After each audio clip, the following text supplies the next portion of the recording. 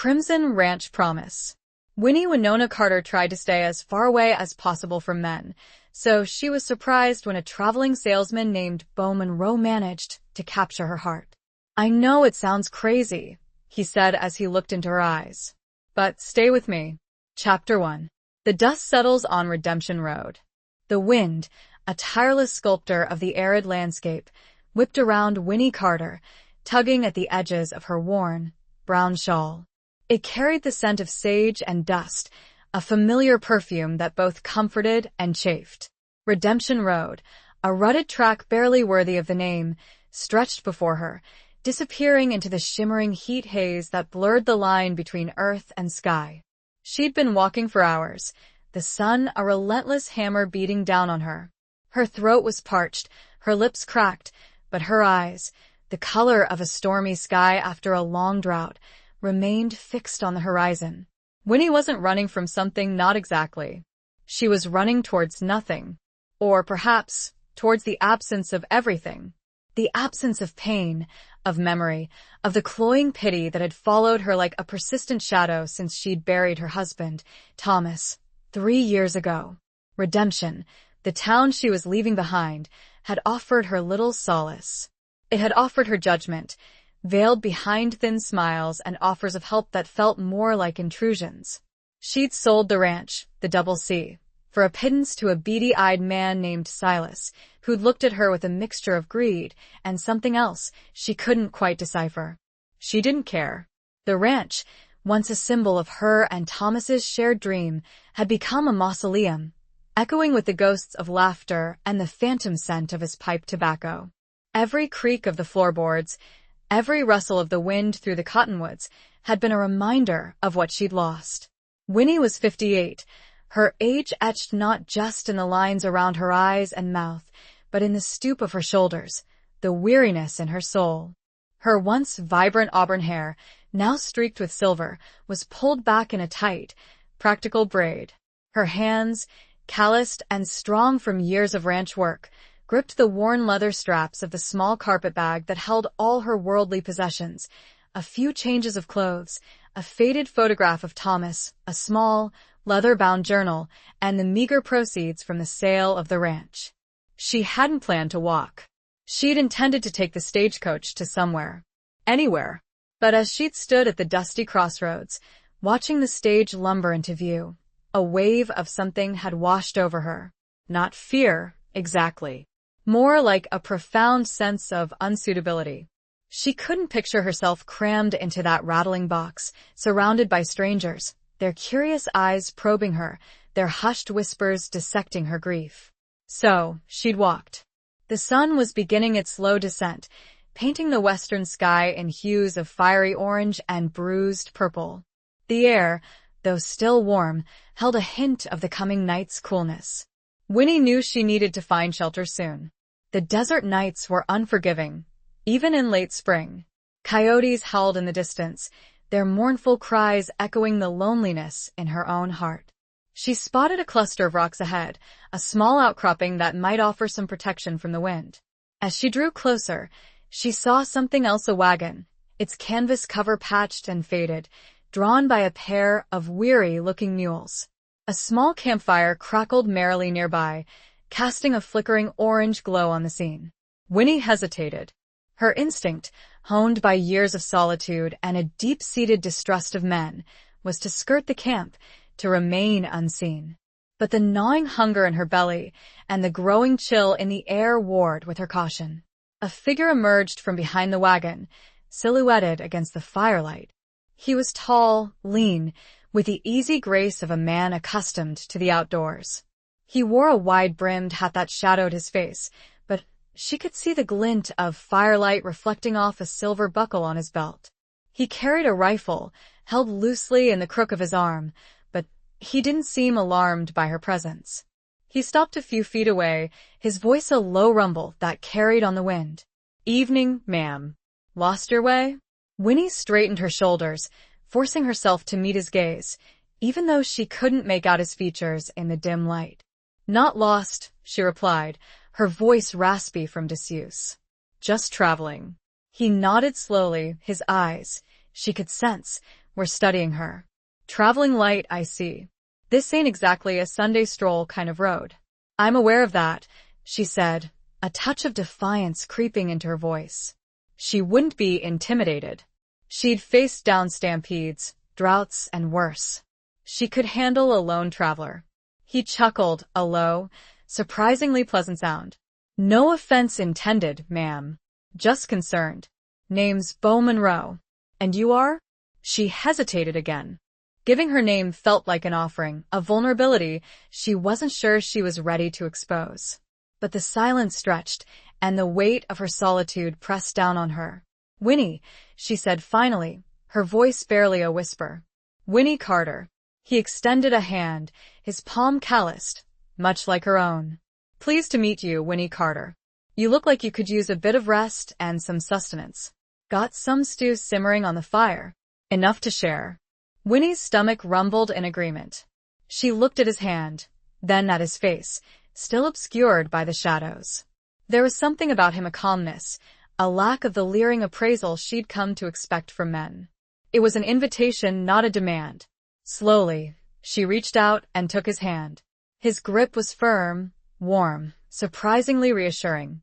As he led her towards the fire, she could see his face more clearly. He wasn't young, perhaps in his late 40s, but his face was weathered and lined in a way that spoke of experience, not hardship.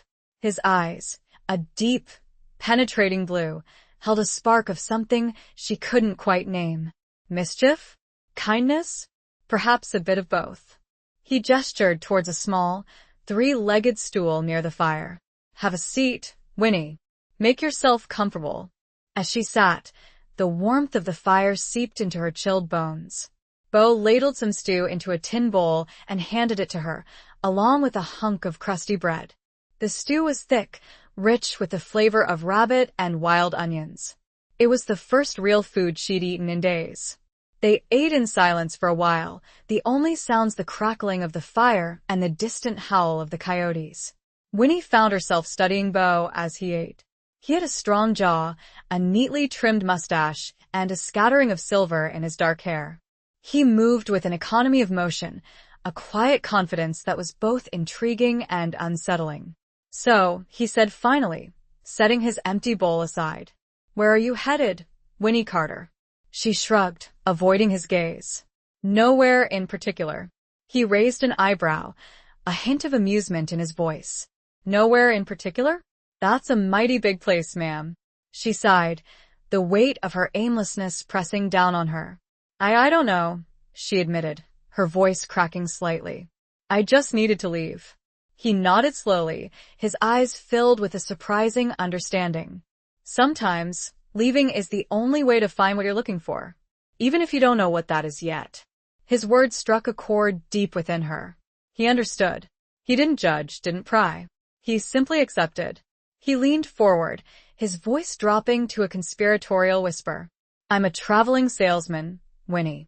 I sell remedies, elixirs, tonics, potions for all that ails you. He winked, a flash of white teeth in the firelight. Or, at least, that's what I tell people. Winnie couldn't help but smile, a small, hesitant curve of her lips. It was the first genuine smile she'd felt in years. Snake oil, you mean? He laughed, a hearty, infectious sound. Well, now, I wouldn't call it that. Let's just say I offer hope. In a bottle. Hope. It was a word that had lost all meaning for her. But as she looked at Beau Monroe, sitting across from her in the flickering firelight, a tiny ember, long dormant, began to glow within her. It was a dangerous feeling, this flicker of hope. But after years of darkness, even the smallest light was a temptation she couldn't resist. She was about to discover if his remedy was potent, or merely another fleeting illusion in the vast, unforgiving desert. The real question was, did she even want a remedy? Chapter 2. A shadow passed beneath the blazing sun. The dawn arrived, not with a gentle caress, but with the brazen announcement of the desert sun. Winnie awoke stiff and sore, the thin blanket she'd used offering little protection against the chill of the night. Beau was already up, tending to the mules, his movements practiced and efficient. He glanced over at her, a slight smile playing on his lips. "Morning, Winnie. Sleep well?" She stretched, wincing at the protest of her muscles. "Well enough," she replied, her voice still thick with sleep. "Better than I expected, out here in the open." He chuckled. "The desert has its own way of lulling you to sleep. Once you get used to the silence, that is, silence." It was something Winnie had craved, yet now, in Beau's presence, it felt less comforting, more expectant. She watched him as he finished his chores, his movements fluid and graceful. He moved like a man who was comfortable in his own skin, comfortable with the solitude of the wilderness. He brewed coffee over the rekindled fire, the rich aroma filling the air. It was a welcome scent, a reminder of simpler times, of mornings shared with Thomas on the porch of their ranch. She pushed the memory aside, refusing to let the familiar pang of grief consume her. They drank the coffee in silence, the rising sun painting the eastern sky in vibrant hues of pink and gold. The vastness of the landscape stretched before them, a seemingly endless expanse of rock and sand and scrub. It was beautiful, in its own harsh way, but also daunting. "So," Beau said, finally breaking the silence. "Nowhere in particular still your destination?" Winnie hesitated. She'd spent the night replaying their conversation in her mind, his words about hope echoing in her thoughts. She still wasn't sure what she wanted, but the prospect of continuing her aimless wandering felt less appealing than it had yesterday. I suppose I could use some company," she admitted, her voice barely above a whisper. "For a while at least." His smile widened. "Company I can offer. And maybe a bit more if you're willing." She looked at him, her eyes questioning. "What do you mean?" He gestured towards his wagon, its canvas cover hiding its contents. "Like I said, I sell remedies. But I also listen. Sometimes people just need someone to hear their story. No judgment, no advice, just an ear." Winnie considered his offer. She'd spent years bottling up her grief, her fears, her regrets. Talking about them, even to a stranger, felt risky, but also perhaps liberating. "I don't know if I have much of a story to tell," she said, her voice hesitant. He shrugged. "Everyone has a story, Winnie. Even if it's just the story of how they got to where they are now." He refilled their coffee cups, his gaze meeting hers. There was a depth in his eyes, a hint of something hidden, something shadowed. It was a fleeting glimpse, gone as quickly as it appeared, but it left her with a sense of unease. "What about you, Beau?" she asked, her voice quiet. "What's your story?" He paused, his gaze drifting towards the horizon. "My story?" He chuckled, a sound devoid of humor. "It's a long one, Winnie, and not always pretty." He took a sip of his coffee, his eyes fixed on some distant point. "I was born in Louisiana, raised on a plantation. My father was a complicated man. Let's just say I learned early on that the world wasn't a fair place." He fell silent, his jaw tight. Winnie sensed that he was holding back, that there was much more to his story than he was willing to reveal. "I left home young," he continued, his voice low. "Wandered west. Tried my hand at a few things, ranching, mining, even a bit of law enforcement." He gave a wry smile. "None of it stuck. I guess I was always searching for something I couldn't quite name." He looked at her, his eyes searching hers. "Then, I met a man, an old Apache medicine man. He taught me about the healing power of plants, of the desert. He showed me how to listen to the whispers of the wind, the secrets of the earth." He paused, his gaze drifting back to the horizon. "He also taught me about redemption, about how even the most broken soul can find peace, if they're willing to look for it." Redemption. The word hung in the air, heavy with meaning. It was the name of the town she'd left behind, the concept she'd been running from. And yet, here it was again, offered by a man who seemed to embody both its promise and its peril. "He gave me this," Beau said, reaching into his pocket and pulling out a small, intricately carved wooden box. He opened it, revealing a collection of dried herbs, roots, and powders. His legacy. His remedies. Winnie looked at the box, her eyes filled with a mixture of curiosity and apprehension. She didn't believe in magic, in miracle cures. But she did believe in the power of human connection, in the possibility of finding solace in unexpected places. "So you travel around, selling these remedies?" she asked, her voice skeptical. He smiled, a genuine, unguarded smile that reached his eyes. "I travel around, offering hope. Sometimes that's all people need." He closed the box, his gaze meeting hers. "What about you, Winnie? What do you need?" The question hung in the air, unanswered. She didn't know what she needed. But as she looked at Beau Monroe, sitting across from her in the warm morning light, she realized that she was willing to find out.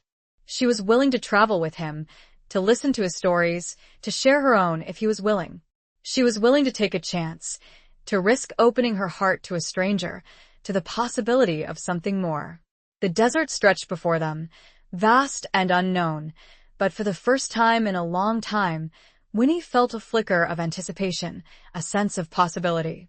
She didn't know where this journey would lead, but she knew she wasn't alone anymore. And that, for now, was enough. The sun climbed higher, baking the earth, and the wind started to pick up some dust. It was a harsh and beautiful landscape, and perhaps, just perhaps, the place where she could build something new. Chapter 3. The Rattlesnake's Charm and the Widow's Wary Heart. The journey began, not with a grand pronouncement, but with a shared nod, a silent agreement to postpone the inevitable questions and simply be. Beau's mules, aptly named Patience and Perseverance, set a steady pace, their hooves kicking up small plumes of dust that swirled and danced in the wind. Winnie walked alongside the wagon, her initial stiffness giving way to a comfortable rhythm. The landscape unfolded in a slow, mesmerizing panorama. Towering mesas, their sandstone faces etched with the stories of centuries, stood sentinel against the azure sky. Canyons, deep and shadowed, hinted at hidden secrets, places where water might flow, where life might flourish in unexpected ways. The air was alive with the hum of insects, the cries of hawks circling overhead, the rustle of unseen creatures in the sparse undergrowth. Beau proved to be a knowledgeable and surprisingly entertaining companion. He pointed out the different types of cacti, explaining their unique adaptations to the harsh environment. He identified the tracks of animals, deer, rabbits, even the elusive mountain lion. He told stories of the Native American tribes who had roamed these lands for generations, their legends and traditions woven into the very fabric of the landscape. Winnie listened, her initial reserve slowly melting away. She found herself asking questions, her curiosity piqued by his tales. She learned about the medicinal properties of plants, the delicate balance of the desert ecosystem, the resilience of life in the face of adversity.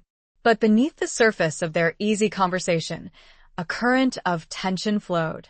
Winnie was acutely aware of Beau's presence, of the way he watched her, his blue eyes seeming to penetrate her carefully constructed defenses. She was also aware of the gaps in his story, the unanswered questions that lingered in the air. He, in turn, seemed to sense her apprehension, her reluctance to fully trust him. He didn't push, didn't pry, but he made small, subtle gestures of reassurance. He offered her water from his canteen, shared his meager rations of jerky and dried fruit, made sure she had the most comfortable spot to rest during their brief stops. One afternoon, as they were setting up camp near a small, spring-fed oasis, Winnie noticed a rattlesnake coiled near a rock, its scales blending seamlessly with the surrounding stones. She froze, her heart pounding in her chest. She'd always had a healthy fear of snakes, a fear that had only intensified since Thomas's death. He'd been bitten by a rattler while working on the ranch, and the memory of his agonizing demise was still fresh in her mind. Beau, noticing her fear, moved swiftly, placing himself between her and the snake. He spoke to it in a low, soothing voice, his words a strange mix of English and what sounded like Apache. The snake, its head raised, its tongue flicking in and out, seemed to listen. Slowly, it uncoiled and slithered away, disappearing into the undergrowth. Winnie let out a shaky breath, her legs trembling. "Thank you," she whispered, her voice hoarse. He turned to her, his eyes filled with concern. "Are you all right, Winnie?" She nodded, still shaken. I have a bad memory with snakes. He nodded, understanding. They're creatures to be respected, not feared. They're part of this land, just like us. He sat down beside her, his presence a comforting weight. Thomas, he said, his voice soft. It was a snake, wasn't it? Winnie's eyes widened in surprise. She hadn't mentioned Thomas's death, hadn't even spoken his name aloud since leaving Redemption. How did you know? She asked, her voice trembling. He shrugged. I saw it in your eyes. The way you froze. The fear and the grief. She looked away, unable to meet his gaze. The pain, raw and familiar, washed over her. She tried to bury it, to outrun it, but it was always there, lurking beneath the surface. He reached out and gently touched her hand. His touch was warm, reassuring. It's all right to grieve, Winnie. It's all right to remember. Tears welled up in her eyes, tears she'd held back for so long. She didn't resist them, didn't try to hide them. She let them flow, a release of the pent-up sorrow that had been consuming her. Beau didn't say anything, didn't offer empty platitudes. He simply sat beside her, his presence a silent offering of support. He understood. He knew what it was like to lose someone, to carry the weight of grief. As the sun began to set, casting long shadows across the desert floor, Winnie felt a shift within her. The fear was still there, but it was lessened, tempered by Beau's presence, by his quiet understanding. She'd shared a part of her story, a part of her pain, and it hadn't broken her. It had, in a strange way, made her feel lighter. They ate their supper in silence, the only sounds the crackling of the fire and the chirping of crickets. Winnie looked at Beau, his face illuminated by the firelight. He was a mystery, a man with a shadowed past and an uncertain future. But he was also kind, compassionate, and surprisingly gentle. She knew she shouldn't trust him, not completely. She knew she was vulnerable, her heart still raw and bruised. But she couldn't deny the pull she felt towards him, the sense of connection that had grown between them. It was a dangerous feeling, this fragile hope, this burgeoning attraction. But it was also exhilarating. She was a widow, a woman who had believed her life was over. And yet, here she was, in the middle of the desert, with a man who made her feel alive. She finished the last of her stew. He was watching her. So, he said after a long pause, are you any closer to figuring out where you're going? Winnie looked out at the darkened expanse. Maybe, she said, and the word contained a hint of promise. Maybe I am. Something about the vastness of the darkness made her shiver. But this time it was not with fear, at least not completely. It was more an anticipation, a feeling of what might be coming. Chapter 4. Echoes of Laughter in a Ghost Town Saloon. Their journey took them, after several days of slow travel, to a place called Serenity. It was anything but. Serenity was a ghost town, a relic of a bygone era, a testament to the fleeting nature of hope and prosperity. Buildings once grand, now stood in various states of decay, their windows like vacant eyes staring out at the desolate landscape. The wind whistled through broken panes of glass, carrying with it the whispers of forgotten dreams. Beau steered the wagon down the main street, the only sounds the creak of the wheels and the mournful sigh of the wind. Winnie walked beside him, her eyes taking in the scene with a mixture of sadness and fascination. It was a stark reminder of how quickly things could change, how easily life could be swept away by the relentless forces of time and circumstance. What happened here? She asked, her voice barely a whisper. Bushwicked. Silver, he replied. They found it, they mined it, they built this town, and then it ran out. Just like that. He gestured towards a crumbling building with a faded sign that read Serenity Saloon. That used to be the heart of this place. Music, laughter, dancing, all gone now. He stopped the wagon in front of the saloon. We'll camp here tonight, he said. Might be some shelter inside, out of the wind. Winnie hesitated. The saloon looked ominous, its dark interior hinting at forgotten tragedies, lingering regrets. But the wind was picking up, whipping sand and dust into their faces, and the prospect of spending the night in the open was less than appealing. They entered the saloon cautiously, their footsteps echoing in the cavernous space. Dust motes danced in the shafts of sunlight that pierced through holes in the roof. The air was thick with the scent of decay, of stale beer and sawdust. A long, mahogany bar, scarred and pitted, ran the length of one wall. Broken chairs and tables were scattered around, remnants of a time when this place had been filled with life. Winnie shivered, despite the warmth of the afternoon sun. She could almost hear the echoes of laughter, the clinking of glasses, the strains of a long-forgotten melody. It was a haunting feeling, a sense of being surrounded by ghosts. Beau, seemingly unfazed by the atmosphere, began to clear a space near the bar, sweeping away debris with his foot. "We'll make a fire here," he said. "Should be enough wood lying around." Winnie helped him gather some broken pieces of furniture, her movements hesitant. She couldn't shake the feeling of unease, the sense that they were intruding on a sacred space, a place where memories lingered like restless spirits. As they built the fire, the flames casting flickering shadows on the walls, Winnie noticed something on the bar. It was a small, tarnished silver locket, lying half-hidden beneath a layer of dust. She picked it up, her fingers tracing the intricate carvings on its surface. It was a beautiful piece, a relic of a time when someone had cared enough to wear it, to cherish it. She opened the locket, revealing two tiny, faded portraits.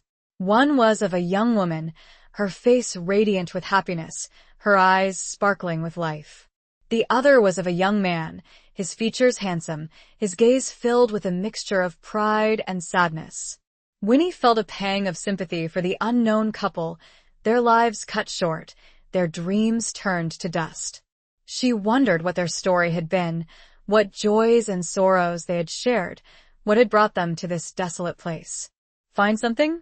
Beau asked, noticing her preoccupation. She showed him the locket, her voice quiet. "It's beautiful and sad." He took the locket, his fingers brushing against hers. He studied the portraits, his expression unreadable. "A reminder," he said finally, his voice low, "that nothing lasts forever." He handed the locket back to her. "Keep it," he said. "Maybe it'll bring you luck." Winnie hesitated. It felt wrong to take something that belonged to someone else, even someone long gone. But there was something about the locket, a connection to the past, to the lives that had been lived in this place, that she couldn't resist. She tucked the locket into her pocket, her fingers tracing its outline. It was a tangible reminder of serenity, of its fleeting glory, of the enduring power of human connection. They ate their supper in silence, the fire casting long, dancing shadows on the walls. The wind howled outside, rattling the loose boards and whistling through the broken windows. Winnie found herself listening for other sounds, for the whispers of the ghosts that seemed to surround them. As the night wore on, she couldn't shake the feeling of being watched, of being observed by unseen eyes. She kept glancing towards the dark corners of the saloon, her imagination conjuring up images of shadowy figures, of spectral forms. She caught Beau looking at her, his eyes filled with a mixture of amusement and concern. "You all right, Winnie?" he asked, his voice soft. She shook her head, trying to dispel her unease. "It's just this place," she said, her voice trembling slightly. "It feels haunted." He nodded, understanding. "It is," he said. "But not in the way you think. It's haunted by memories, by the echoes of lives lived and lost." He reached out and took her hand, his touch warm and reassuring. "Don't be afraid, Winnie. They're not here to harm us. They're just remembering."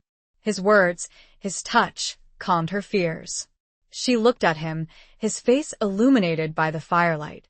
He was a solid presence in this ethereal place, a grounding force in a sea of swirling emotions. She squeezed his hand, her gratitude unspoken. She was still wary, still uncertain about their journey, about their future.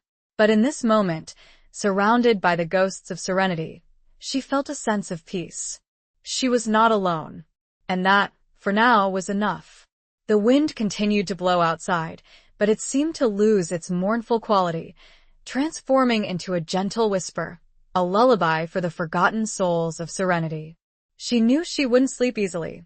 But as she watched the fire slowly burn down, she felt that she would be okay.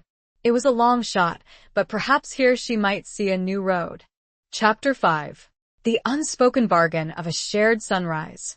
The sunrise over Serenity was a spectacle of quiet defiance. The dilapidated buildings, silhouetted against the burgeoning light, seemed to stand a little straighter, their broken windows reflecting the golden rays like defiant eyes. The wind had died down, leaving the air still and crisp, carrying the scent of dust and the faintest hint of sage. Winnie awoke to find Beau already up, sitting outside the saloon, his back against the wagon wheel, his gaze fixed on the eastern horizon. He had a small, leather-bound book in his lap, but he wasn't reading. He was simply watching. She joined him, wrapping her shawl around her shoulders against the morning chill. He glanced at her, a slight smile gracing his lips. "Morning, Winnie." Sleep well. She shook her head. "Not really. Too many ghosts." He chuckled softly. "They tend to keep you awake, that's for sure." They sat in silence for a while, watching the colors of the sunrise deepen and spread across the sky. It was a breathtaking display, a reminder of the beauty that still existed in this desolate place, a testament to the enduring power of nature. Winnie found herself thinking about the locket, about the young couple whose faces were captured within its tarnished frame. She wondered if they had ever witnessed a sunrise like this, if they had ever shared this quiet moment of peace and beauty. "Do you think they were happy?" she asked, her voice barely a whisper. Beau turned to her, his eyes questioning. Who? "The couple in the locket," she replied. "Do you think they found happiness here in Serenity?" He considered her question, his gaze thoughtful. "I don't know," he said finally. "Happiness is a fleeting thing, Winnie. It comes and goes like the seasons. But I believe they had moments of it. Just like everyone does." He looked back at the sunrise, his eyes reflecting the golden light. "Maybe that's all we can hope for," he continued. "Moments of happiness, scattered throughout the hardships and the sorrows." His words resonated with her. She'd had her moments of happiness with Thomas, moments she cherished, moments that sustained her through the darkness of her grief. But she'd also learned that happiness wasn't a constant state, that it had to be grasped, savored, and then let go. "What about you, Beau?" she asked, her voice quiet. "Have you had your moments of happiness?" He paused, his gaze drifting towards the horizon. He didn't answer immediately, and she sensed that she had touched upon a sensitive subject, a part of his past he was reluctant to reveal. "I've had glimpses," he said finally, his voice low. "Fleeting moments, like fireflies in the night. But they've been overshadowed by other things." He fell silent, his jaw tight. Winnie knew he was holding back, that there was a darkness in his past, a pain he hadn't yet shared with her. She didn't push, didn't pry. She simply waited, offering him the silence he seemed to need. He reached into his pocket and pulled out a small, smooth stone, its surface worn smooth by years of handling. He rubbed it between his fingers, his gaze distant. "This stone," he said, his voice barely a whisper. "It's from a place I can never go back to. A place where I lost everything." He closed his hand around the stone, his knuckles white. Winnie could sense the depth of his pain, the weight of his regrets. She wanted to reach out to him, to offer him comfort, but she hesitated, unsure if he would welcome her touch. He opened his hand, revealing the stone again. "But," he said, his voice gaining strength, "it also reminds me of resilience, of the ability to survive, to endure, even when everything seems lost." He looked at her, his eyes searching hers. "That's what I see in you, Winnie," he said. "Resilience. A strength that has been tested, but not broken." His words touched her deeply. She'd felt broken, shattered by grief. But she'd also found a strength within herself, a determination to keep going, to keep searching for something. She reached out and gently touched his hand, her fingers covering the stone. "Thank you, Beau," she said, her voice filled with emotion. "For seeing that in me." He turned his hand, his fingers intertwining with hers. His grip was firm, warm, reassuring. They sat there, their hands clasped, watching the sunrise complete its ascent, bathing the desert in its golden light. It was an unspoken bargain, this shared moment, a recognition of their shared pain, their shared resilience, their shared hope. They were two strangers, brought together by chance, by circumstance, by a shared need for connection, for understanding. They were two travelers, journeying through a desolate landscape, searching for something. They didn't speak of love, of commitment, of a future together. Those words were too heavy, too fraught with uncertainty. But in this moment, in the shared silence of the sunrise, there was a connection, a bond, that transcended words.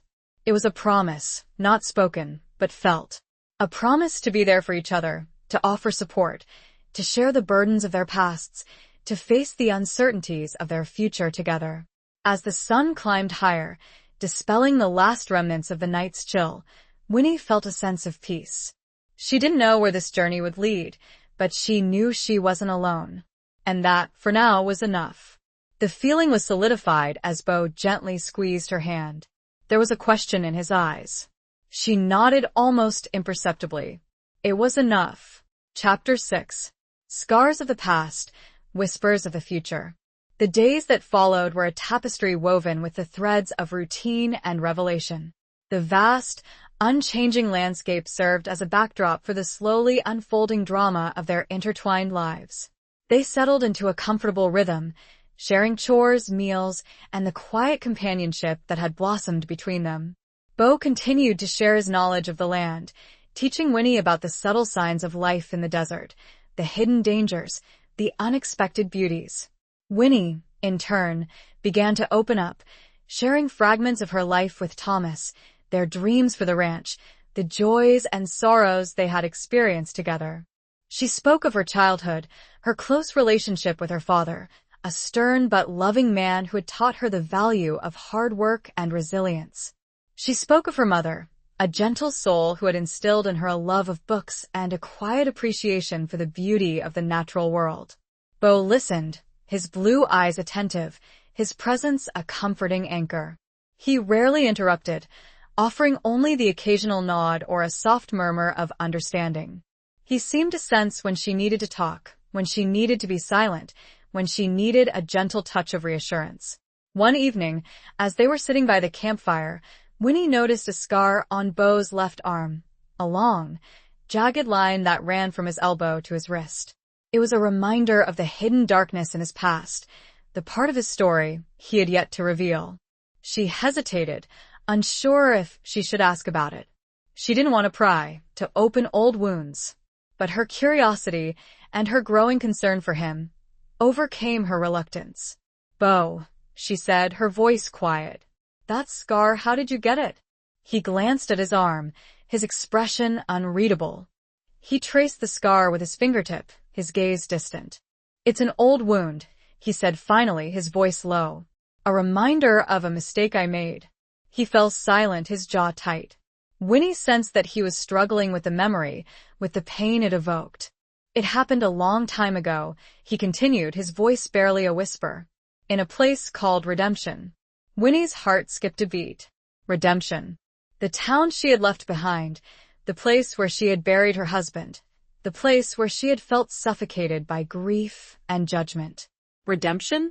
She asked, her voice trembling slightly. You been there? He nodded slowly, his eyes meeting hers. I lived there, he said. For a while. A wave of unease washed over Winnie. What was he doing in Redemption? What was his connection to the town, to her past? I was a lawman, he continued, his voice hesitant. A deputy. A deputy. Winnie remembered the sheriff of Redemption, a hard, unforgiving man named Jedediah Stone. She remembered the deputies, his loyal followers, who enforced his harsh brand of justice. You worked for Sheriff Stone? She asked, her voice filled with apprehension. He nodded again, his gaze avoiding hers. I did, he said. For a time. A cold knot formed in Winnie's stomach.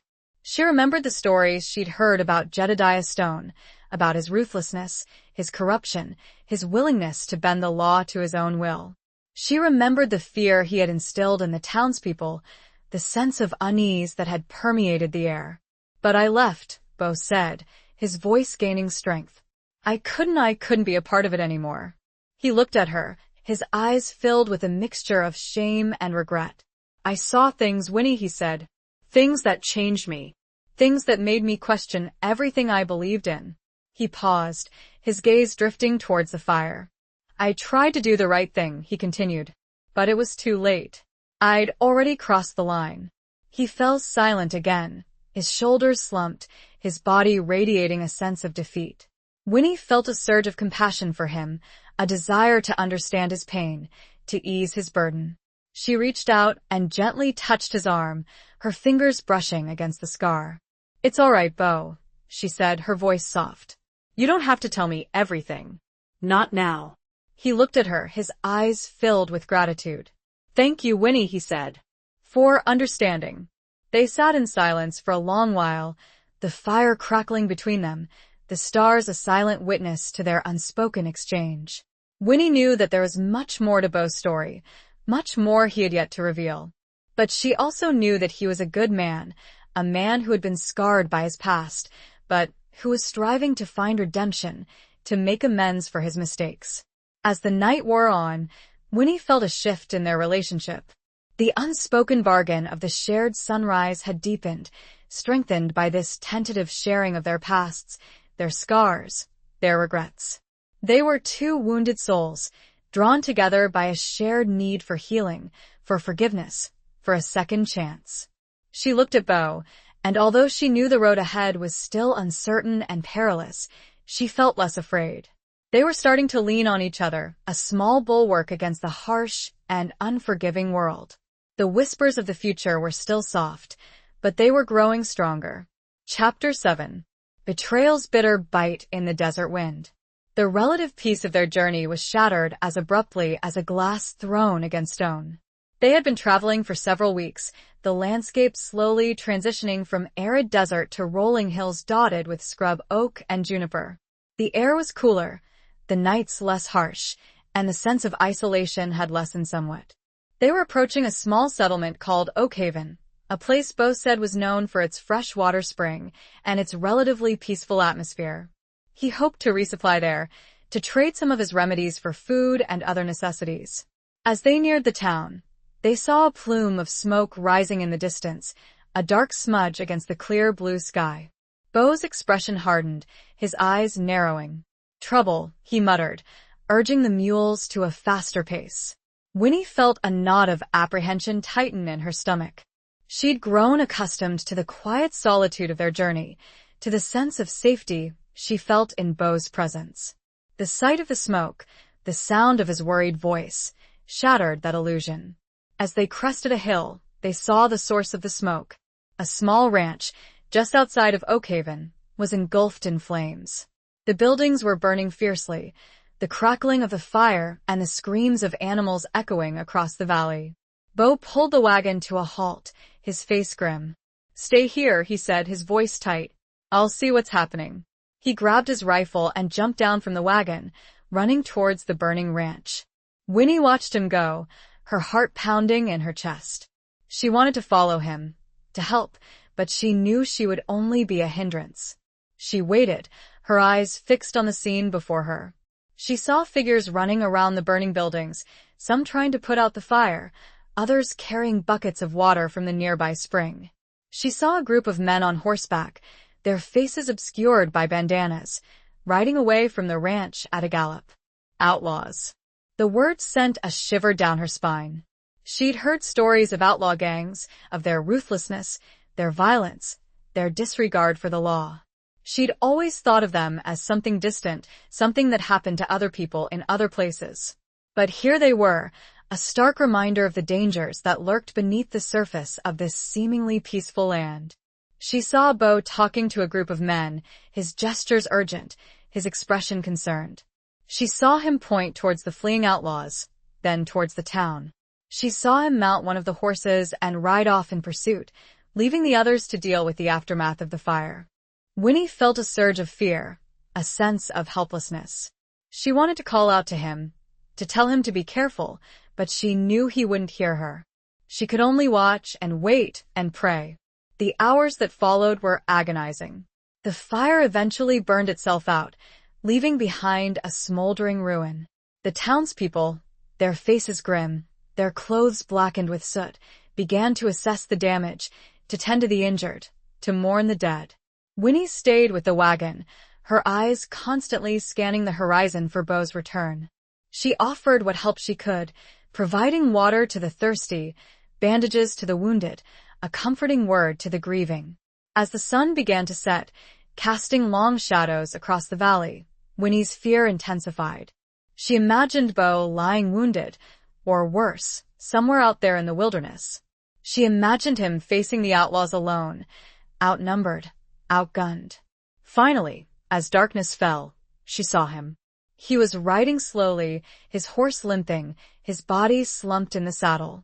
He was covered in dust and sweat, his clothes torn, his face streaked with blood. Winnie ran to meet him, her heart filled with a mixture of relief and terror. "Beau," she cried.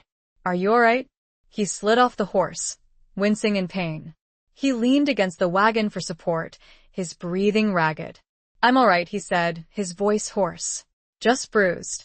She helped him to sit down, her hands trembling as she examined his injuries. He had a gash on his forehead, a deep cut on his arm, and several bruises on his ribs. "They got away," he said, his voice filled with frustration. "I couldn't catch them." He closed his eyes, his body shaking with exhaustion and pain. Winnie fetched some water and bandages from the wagon, her movements quick and efficient. She cleaned and dressed his wounds, her touch gentle, her concern evident in her eyes. As she worked, she noticed something tucked inside his shirt, a small, folded piece of paper. She carefully pulled it out, her curiosity piqued.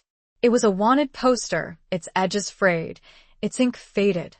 It depicted a man with a stern face, a hard jaw, and a distinctive scar on his left arm. The man in the poster was Beau. Winnie's breath caught in her throat. She stared at the poster, her mind reeling. The words on the poster swam before her eyes. Wanted, dead or alive. Beau Monroe, alias the Serpent. For robbery, murder, and betrayal. Betrayal. The word echoed in her mind, a bitter taste on her tongue. She looked at Beau, his eyes closed, his face pale and drawn. He was a liar, a criminal, a man with a dark and dangerous past. He was everything she had feared, everything she had tried to avoid. And she was falling in love with him. It was that final word that was a gut punch. The ranch, the outlaws, the chase, it all pointed back to something he'd done. Something terrible. He looked so vulnerable, so broken. But the poster told a different story.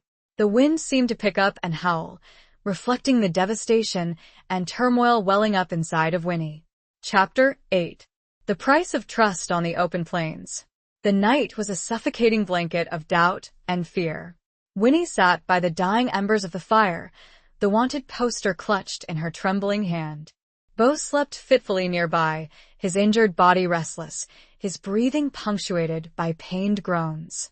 She couldn't bring herself to look at him, couldn't reconcile the man she thought she knew with the image on the poster, with the accusations it proclaimed. The Serpent.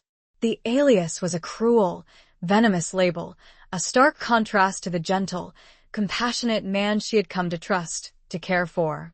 But the evidence was undeniable. The scar, the description, the name, it all pointed to a truth she didn't want to believe. She replayed their journey in her mind, searching for clues, for hints of deception she might have missed.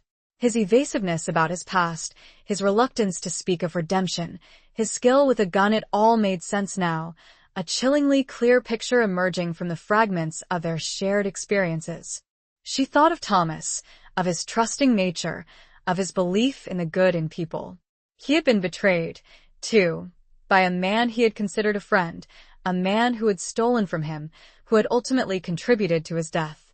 Had she learned nothing from that experience? Had she blindly walked into another trap, seduced by charm and a carefully constructed facade? The tears came, hot and bitter, stinging her eyes. They were tears of anger, of betrayal, of fear. She felt foolish, naive, betrayed not just by Beau, but by her own heart, by her own desperate need for connection, for companionship. She wanted to wake him, to confront him, to demand answers.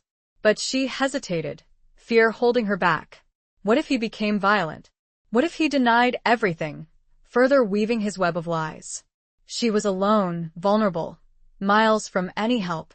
She spent the rest of the night in a state of agonizing uncertainty, her mind racing, her heart heavy with dread. She watched the stars fade and the sky lighten, her body exhausted, her spirit broken. As the dawn broke, painting the eastern sky in hues of pale pink and gold, Winnie made a decision.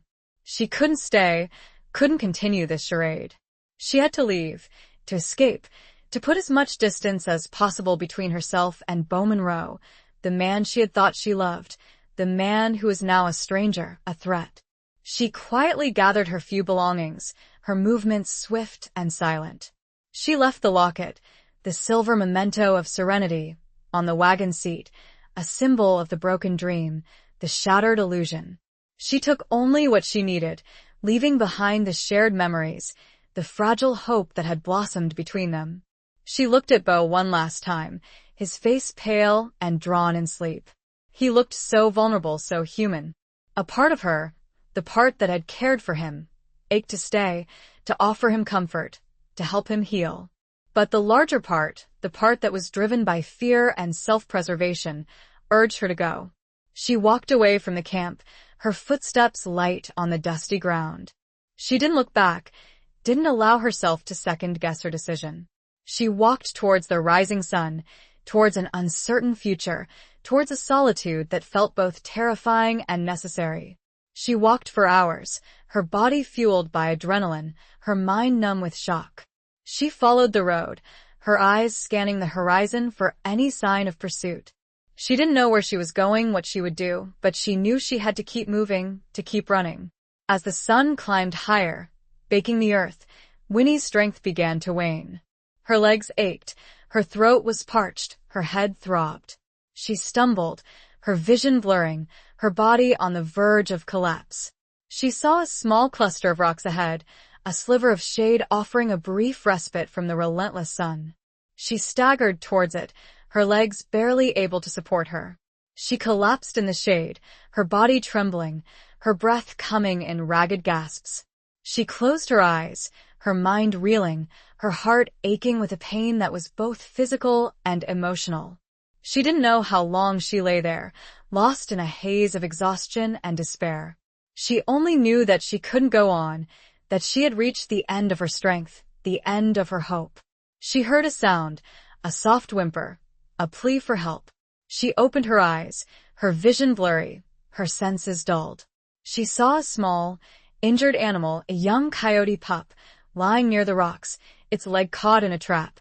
The pup looked at her, its eyes filled with fear and pain. It whimpered again, its tiny body trembling. Winnie felt a surge of compassion, a spark of empathy that cut through her own despair. She couldn't leave it, couldn't abandon it to its fate. She had to help. She crawled towards the pup, her movements slow and painful. She spoke to it in a soothing voice, her words a gentle murmur. She carefully examined the trap, her fingers working to release the spring. It took time and effort, but finally, the trap sprung open, freeing the pup's leg. The pup whimpered, licking her hand, its eyes filled with gratitude. Winnie gently examined the pup's leg, her fingers probing for broken bones. It was injured, but not severely. It would survive.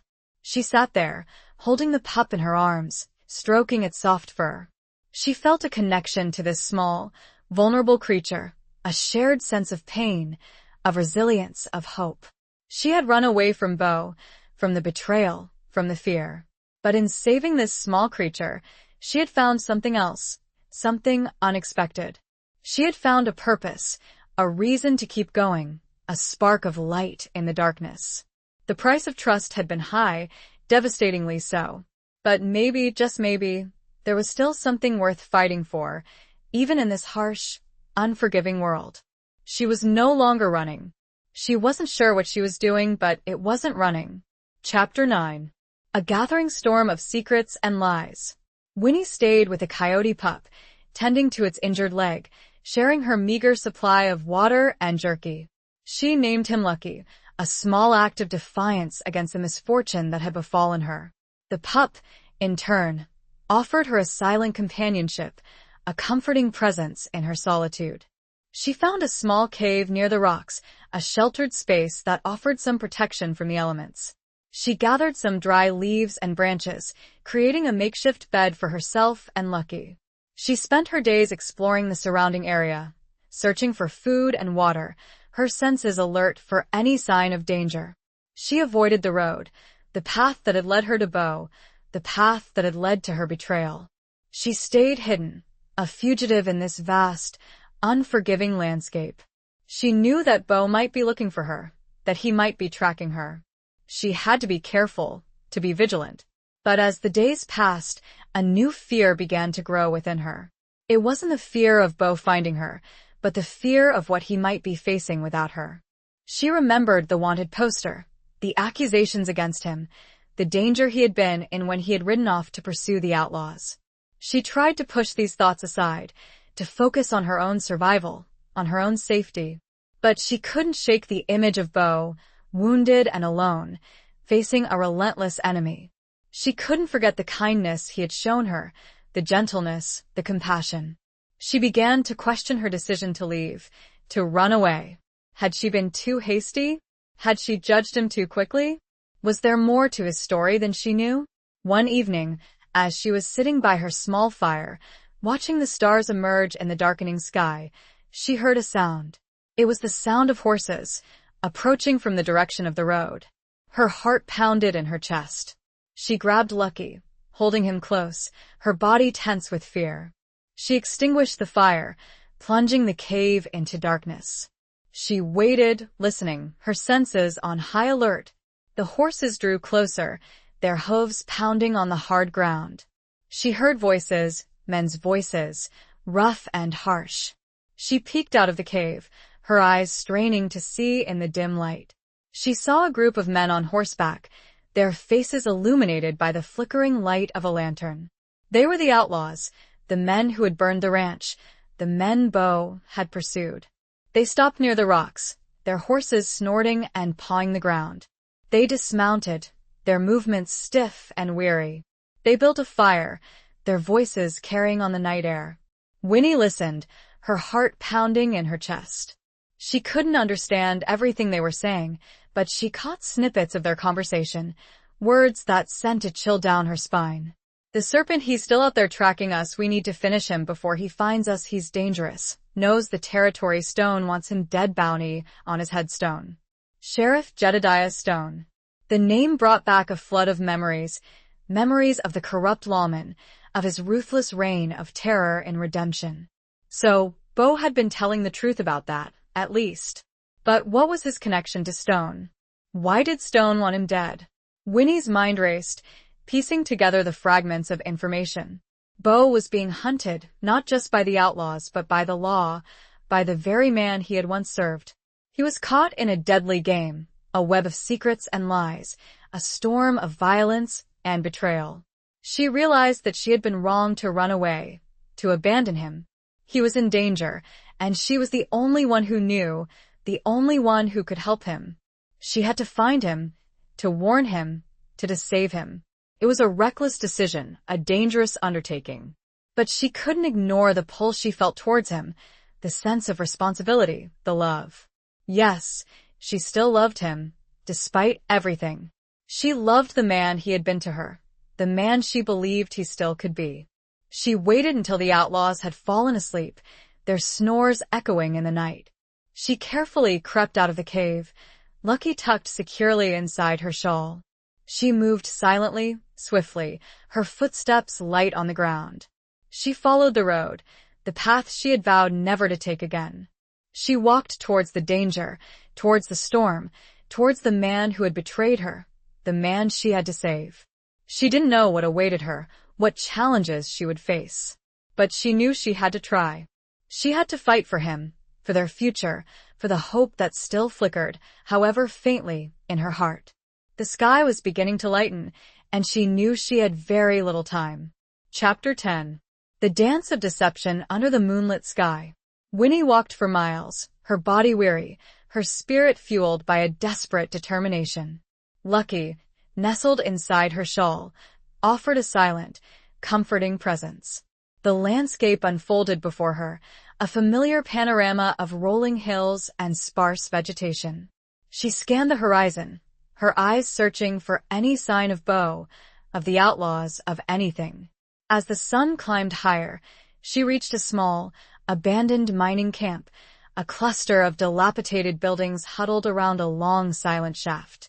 It was a desolate place, a reminder of the fleeting nature of fortune, of the dreams that had been built and broken in this harsh land. She decided to rest there, to take shelter from the midday sun, to conserve her energy. She found a relatively intact building, a former assay office, its walls still bearing the faded markings of its past. She entered cautiously, her senses alert for any sign of danger. The office was dusty and cluttered, filled with broken furniture, discarded tools, and piles of yellowed papers. She found a relatively clean corner, where she settled down with Lucky, sharing her remaining water and jerky. As she rested, she examined the papers, her curiosity piqued. They were old mining claims, ledgers, and letters, remnants of a time when this place had been bustling with activity, with hope. She found a map, a detailed drawing of the surrounding area, showing the locations of various mines, trails, and water sources. She studied the map, her mind racing. She needed to find Beau, to warn him about the outlaws, about Stone's bounty. But where would he be? Where would he go? She remembered their conversations, his knowledge of the land, his familiarity with the hidden paths, the secret places. He had mentioned a place called Shadow Canyon, a deep, secluded gorge where he had once sought refuge. It was a dangerous place, he had said, a place where few dared to venture. But it was also a place where he could hide, where he could evade his pursuers. She found Shadow Canyon on the map, its location marked by a winding, treacherous trail. It was a long shot, a gamble. But she had no other leads, no other options. She had to try. As the sun began to set, casting long shadows across the landscape, Winnie left the mining camp, her heart pounding with a mixture of fear and anticipation. She followed the map, her footsteps guided by the fading light, her senses alert for any sign of danger. The trail to Shadow Canyon was steep and rugged, a treacherous path that wound its way through a narrow gorge. The air was cooler here, the silence deeper, the sense of isolation more profound. She walked cautiously, her eyes constantly scanning the shadows, her ears straining for any sound. As darkness fell, the moon rose, a full, luminous orb that bathed the landscape in a silvery glow. It was a beautiful sight, but also an unsettling one. The shadows seemed to deepen, to lengthen, to take on strange, menacing shapes. She heard a sound, a faint rustling in the undergrowth. She froze, her heart pounding in her chest. She grabbed Lucky, holding him close, her body tense with fear. She saw a figure emerge from the shadows, a tall, lean silhouette against the moonlit sky. It was Beau. She let out a shaky breath, her relief tempered by a lingering sense of apprehension. He was alive, he was here. But he was also a fugitive, a man with a dangerous past, a man she wasn't sure she could trust. He approached her, his movements cautious, his eyes searching hers. "Winnie?" he said, his voice a low murmur. "What are you doing here?" She stepped forward, her voice trembling. I had to find you," she said. "I had to warn you." She told him about the outlaws, about the wanted poster, about Stone's bounty. She told him everything she had learned, everything she had feared. He listened, his expression unreadable, his eyes fixed on hers. He didn't interrupt, didn't deny anything. He simply absorbed her words. When she had finished, he remained silent for a long moment, his gaze drifting towards the moonlit canyon. "I know," he said finally, his voice low. "I know about the bounty. I know about Stone." He turned to her, his eyes filled with a mixture of pain and regret. "I'm sorry, Winnie," he said. "I'm sorry for dragging you into this. I never meant to hurt you." His words, his tone, touched her deeply. She saw the sincerity in his eyes, the genuine remorse. She believed him. "It's all right, Beau," she said, her voice soft. "I understand. Or I'm starting to." He reached out and gently touched her face, his fingers tracing the line of her cheek. "I have a lot to explain," he said. "A lot to atone for." He told her his story, the story of his time in redemption, of his involvement with Sheriff Stone, of the corruption and violence he had witnessed, of the betrayal that had led to his downfall. He had been a young, idealistic deputy, eager to make a difference, to uphold the law. But he had quickly realized that Stone was a corrupt, ruthless man who used his power for his own personal gain. He had tried to expose Stone, to bring him to justice. But Stone had been too powerful, too well-connected. He had framed Beau for a crime he didn't commit, turning him into a fugitive, a hunted man. "I became the Serpent," he said, his voice bitter. "A name I earned not because of what I did, but because of what I didn't do. I didn't stop Stone. I ran." Winnie listened, her heart aching for him. She understood now. The darkness in his past, the weight of his regrets, the burden he had been carrying. "But why did you come back?" she asked. "Why risk everything?" He looked at her, his eyes filled with a deep, unwavering emotion. "For you, Winnie," he said. "I came back for you." The words were a soft hammer blow, but the reality was inescapable. He was being honest. The moon seemed to hide behind some passing clouds, as if respecting a solemn moment. This was a dance of deception, a waltz with shadows. Winnie was beginning to understand the steps, the complicated choreography of Beau's past. The question was, could she keep up? Chapter 11. Crossroads of Loyalty and Forbidden Desire. The revelation hung in the cool night air, a fragile bridge suspended between their two battered hearts. Winnie looked at Beau, really looked at him, seeing past the fugitive, the serpent, and seeing the man who had shared his stew, his stories, his gentle strength. She saw the pain in his eyes, the regret etched on his face, but she also saw something else, a flicker of hope, a yearning for redemption. "For me?" she whispered, her voice barely audible above the rustling of the wind through the canyon. It was a question and a statement, a mixture of disbelief and a burgeoning, terrifying acceptance. He nodded, his gaze unwavering. "When I saw you walking away that morning, I knew I couldn't let you go. Not without explaining. Not without trying to make things right." He reached out and took her hand, his touch warm and reassuring, despite the tremor that ran through his fingers. "I know I don't deserve your trust, Winnie. I know I've lied to you, deceived you. But I'm not the man on that poster. Not anymore." He told her about his plan, his desperate attempt to clear his name, to expose Stone's corruption. He had been gathering evidence, seeking allies, trying to find a way to bring Stone to justice without endangering himself or anyone else. "The outlaws who burned that ranch, they work for Stone," he explained. "They were sent to silence someone. Someone who knew too much." He told her about a hidden ledger, a record of Stone's illegal dealings, his bribes, his payoffs. He had been trying to get his hands on that ledger, to use it as evidence against Stone. "It's in Oakhaven," he said. "Hidden somewhere in the sheriff's office." Winnie's mind raced. Oakhaven. The town they had been heading towards, the town near the burning ranch. It was a dangerous place, a stronghold of Stone's power. But it was also the key to Beau's redemption, the key to their future. "We have to get that ledger," she said, her voice firm, her determination surprising even herself. He looked at her, his eyes filled with a mixture of surprise and admiration. "We?"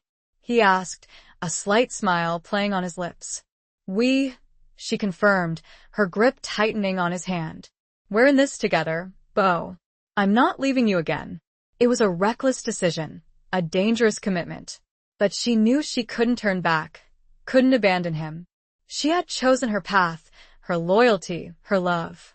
They spent the rest of the night planning, strategizing, their whispered conversations punctuated by the hooting of an owl, the distant howl of a coyote. They decided to head to Oakhaven, to infiltrate the sheriff's office, to find the ledger. It was a risky plan, fraught with peril.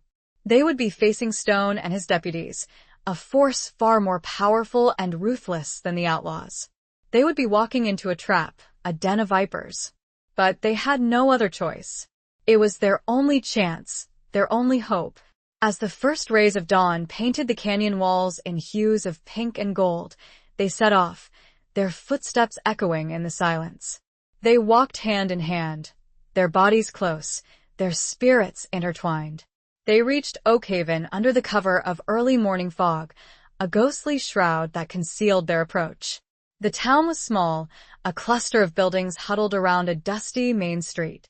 The sheriff's office, a sturdy stone structure, stood at the center of the town, its windows dark and forbidding. They found a hiding place in an abandoned building across the street from the office, a vantage point from which they could observe the comings and goings of the deputies. They waited, watching, planning, their nerves on edge. The town slowly came to life, the sounds of morning activity filling the air. Shopkeepers opened their doors, ranchers headed out to their fields, children played in the dusty streets. The sheriff's office remained quiet, its occupants still asleep. Bo turned to Winnie, his eyes filled with a mixture of concern and something else. Something deeper, something more intense. "Winnie," he said, his voice low and husky. "There's something I need to tell you.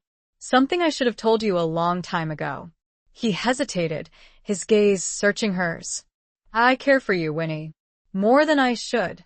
More than I ever thought possible." His words, his confession, took her breath away. She had felt it, too, this forbidden desire, this burgeoning love that had blossomed between them, despite the danger, despite the betrayal, despite everything. She reached out and touched his face, her fingers tracing the line of his jaw, the curve of his lips. "I care for you, too, Bo," she whispered, her voice choked with emotion. "More than I ever thought possible." They kissed, a long, passionate kiss that sealed their bond, their commitment, their love. It was a kiss of desperation, of hope, of a future uncertain, but fiercely desired. It was a moment of pure, unadulterated emotion, a stolen moment of bliss in the midst of danger and uncertainty. As the sun rose above the horizon, they had decided. They would make their move. It was a crossroads, a point of no return. Loyalty and desire had led them here. Now they would face the consequences, together. Winnie knew it might be a terrible mistake, but looking into Bo's eyes, she felt a strength, a resolve she didn't know she possessed. Chapter 12. The unraveling threads of a tangled web. The plan was simple, yet fraught with peril. Under the cover of darkness, they would sneak into the sheriff's office, find the ledger, and escape before anyone noticed their presence. Bo, with his experience as a former deputy, knew the layout of the building, the routines of the guards, the likely hiding places. As the moon cast long, dancing shadows across the deserted streets of Oakhaven, they made their move. Winnie, her heart pounding in her chest, followed Bo's lead, her senses on high alert. They moved silently, swiftly, like shadows themselves, blending into the darkness. They reached the back of the sheriff's office, a window slightly ajar, a forgotten oversight that would be their entry point. Bo, with practiced ease, slipped the latch and pushed the window open. He helped Winnie climb inside, their bodies brushing against each other, a fleeting moment of intimacy in the midst of danger. The office was dark and silent, the air thick with the scent of stale tobacco and dust.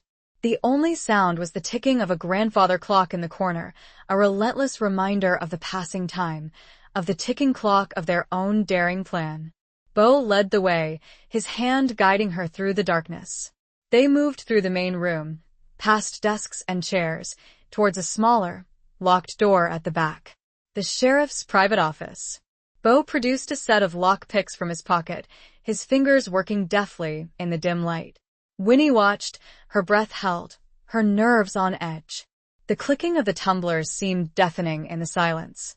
Finally, the lock clicked open.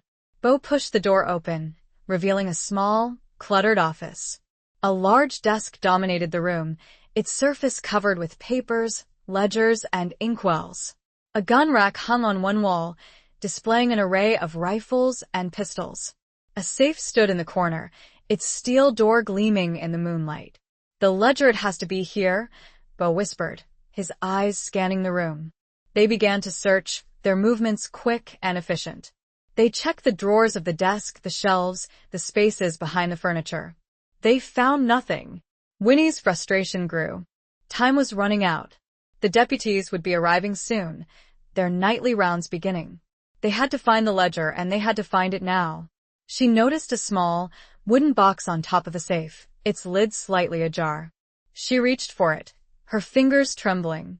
She opened the box, revealing a collection of letters. She began to read the letters, her eyes widening in disbelief. They were addressed to Sheriff Stone, from various individuals, outlining illegal deals, bribes, and payoffs. But one letter, in particular, caught her attention. It was from a man named Thomas Carter, her husband. Her breath caught in her throat. She stared at the letter, her mind reeling. Thomas? Involved with Stone? It couldn't be true. She read the letter, her hands shaking. It was a plea, a desperate request for help. Thomas had discovered Stone's corruption, his illegal dealings. He had threatened to expose Stone, to go to the authorities. He had begged Stone for mercy, for protection. The letter ended abruptly, unfinished. There was a blood stain on the paper, a dark, ominous stain that told a silent, chilling story. Winnie felt a wave of nausea, a surge of grief and anger. Thomas hadn't died from a snakebite. He had been murdered. Murdered by Stone. The man Bo had once served, the man they were now trying to bring to justice. She looked at Bo, her eyes filled with tears, her voice trembling. He killed him, she whispered. Stone, he killed Thomas. Bo took the letter, his eyes scanning the words, his expression hardening. He clenched his fists, his body radiating a controlled fury. "I knew it," he said, his voice low and dangerous. "I suspected, but I didn't know for sure." He looked at Winnie, his eyes filled with a mixture of rage and compassion. "I'm sorry, Winnie," he said. "I'm so sorry." He reached out and took her hand, his grip firm and reassuring. "We'll get him, Winnie," he said. "We'll make him pay." Their plan had changed. It was no longer just about clearing Bo's name, about finding the ledger. It was about revenge. It was about justice for Thomas, for all the victims of Stone's corruption. The ledger lay forgotten on Stone's desk. The immediate issue now, though, was survival. Just as Bo and Winnie had confirmed their dark suspicions about Thomas's murder, they heard the telltale jangle of keys and the heavy tread of boots approaching the front door. The deputies were back, and Bo and Winnie were trapped. Chapter 13. Blood on the sand, tears in the rain. The sound of the approaching deputies spurred them into action. Bo quickly grabbed the letters, stuffing them into his pocket. He extinguished the small lamp they had been using, plunging the office back into darkness. "We need to hide," he whispered, his voice urgent. They had mere seconds. Bo scanned the room, his eyes searching for a hiding place. The closet was too obvious, the space under the desk too small. He spotted a large, heavy tapestry hanging on the wall, depicting a scene of a frontier landscape. It was their only chance. He pulled the tapestry away from the wall, revealing a narrow space behind it, a forgotten storage area. He helped Winnie climb inside, then followed her, pulling the tapestry back into place. They huddled together in the cramped, dusty space, their bodies pressed close, their hearts pounding in unison. They could hear the deputies entering the office, their voices rough and loud.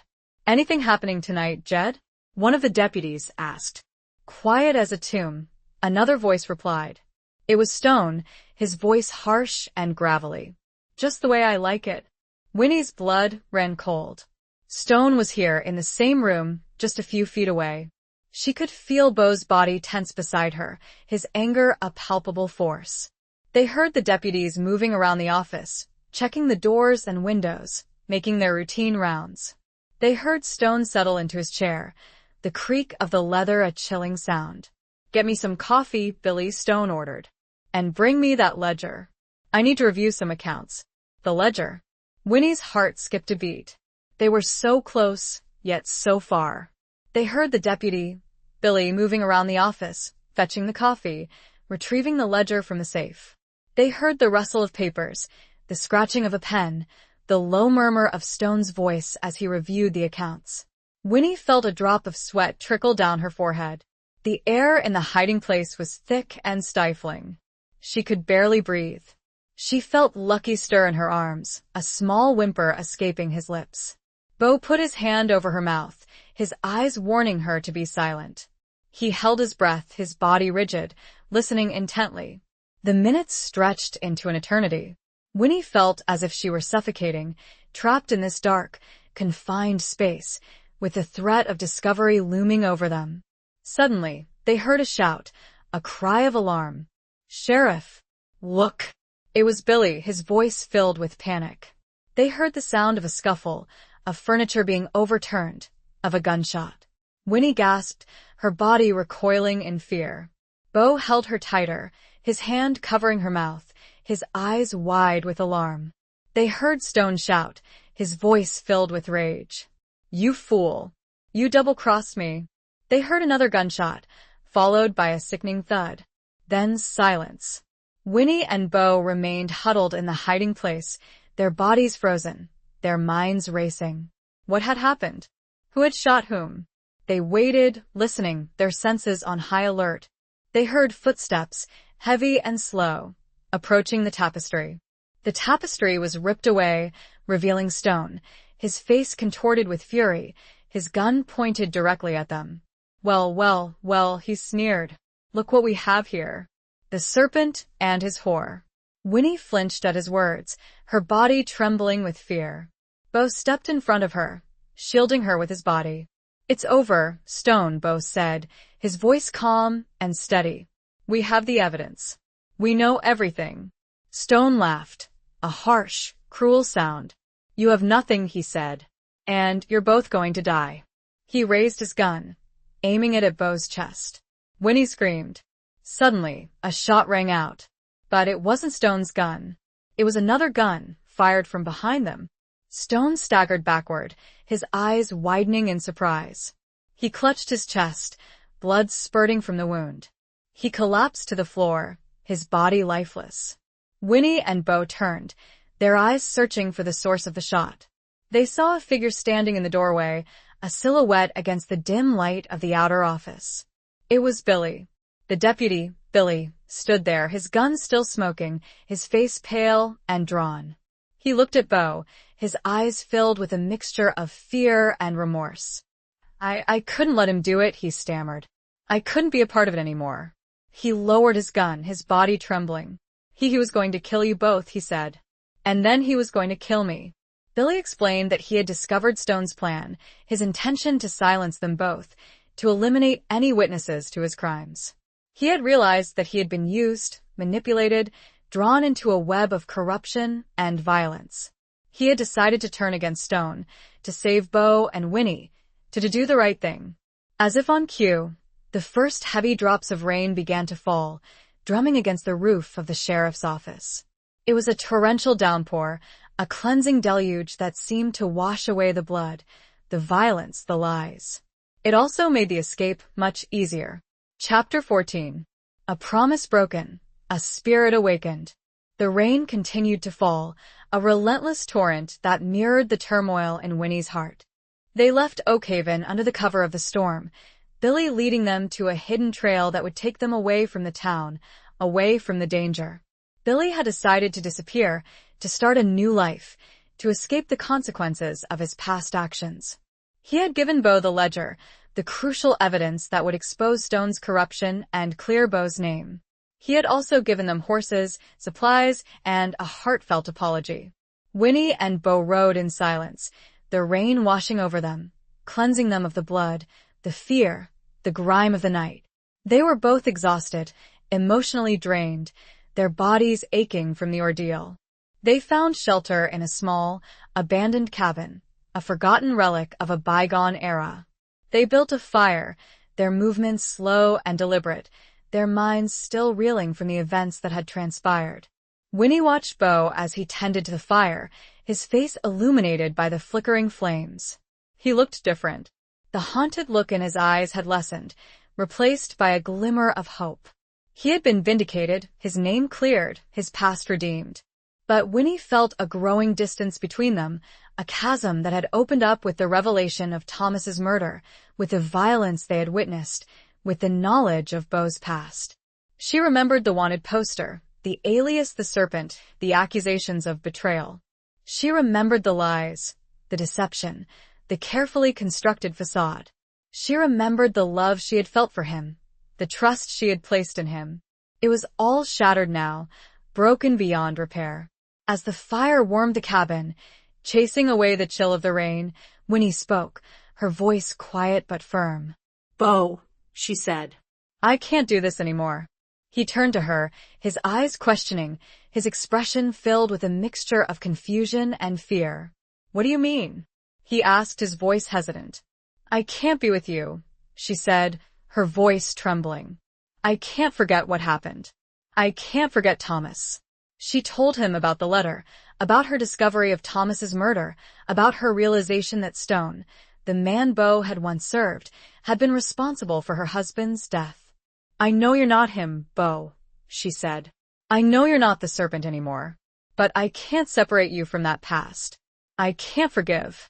Her words hung in the air, heavy with finality, with the weight of a broken promise, a shattered dream.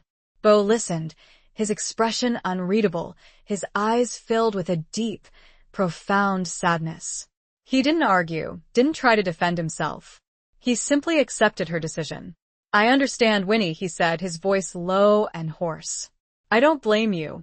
He reached out and gently touched her face, his fingers tracing the line of her cheek, the curve of her lips. It was a gesture of farewell, of a love lost, of a future that would never be. "I'll always care for you, Winnie," he said, his voice choked with emotion. "Always."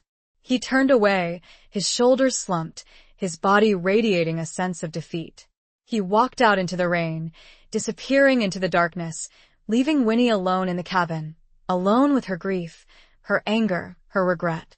She watched him go, her tears mingling with the rain that streamed down her face. She had made her decision, the only decision she could make.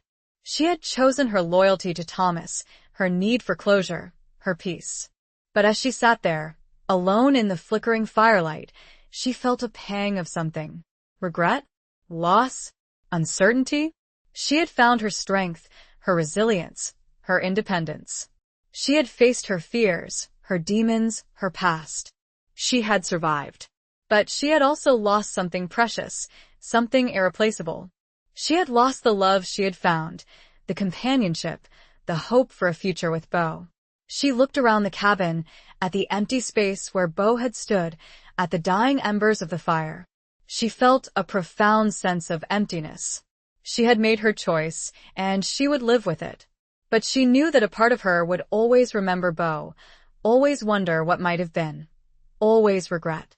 The rain eventually stopped, the clouds parting to reveal a sky full of stars. Winnie stepped outside the cabin, the cool night air washing over her. She looked up at the stars, their light a silent, distant witness to her sorrow, her loneliness. The spirit of adventure, kindled so briefly, was gone, replaced by a cold resolve. The pup, Lucky, whined at her feet. She picked the little animal up. She was alone again, and as much as it pained her, she realized it was what she had wanted all along. Or at least what she had thought she wanted. The horizon beckoned, empty and vast. Chapter 15. The Reckoning of Hearts in a Lawless Land. Winnie left the cabin the next morning, her steps heavy, her heart burdened with a mixture of grief and resolve. She had Lucky tucked securely inside her shawl, his small body a comforting warmth against her. She had no destination, no plan, only a vague sense of needing to move, to keep going, to find something. She followed a faint trail, a path worn by animals and the occasional traveler, leading her away from the scene of her heartbreak, away from the memories of Beau. The landscape unfolded before her, a familiar expanse of rolling hills and sparse vegetation, a stark reminder of her solitude. She walked for hours, her mind replaying the events of the past few weeks, the whirlwind of emotions, the violence, the betrayal, the love. She couldn't escape the image of Beau, his face etched with pain and regret, his eyes filled with a love she couldn't accept, a love she couldn't return. She reached a small, dusty town, a place called Havenwood. It was a quiet, unassuming settlement, a stark contrast to the lawless chaos of Oakhaven. She decided to stop there, to rest, to resupply, to think. She found a small, boarding house, run by a kindly, older woman named Martha. Martha welcomed her with a warm smile and a hot meal, offering her a room and a much-needed respite from her journey. Winnie spent her days in Havenwood, wandering the quiet streets, observing the lives of the townspeople, seeking a solace she couldn't quite find. She helped Martha with chores, tending to the garden, cleaning the rooms, her hands busy, her mind struggling to find peace. She learned that news of Stone's death and Beau's exoneration had reached Havenwood, carried by travelers and the occasional newspaper.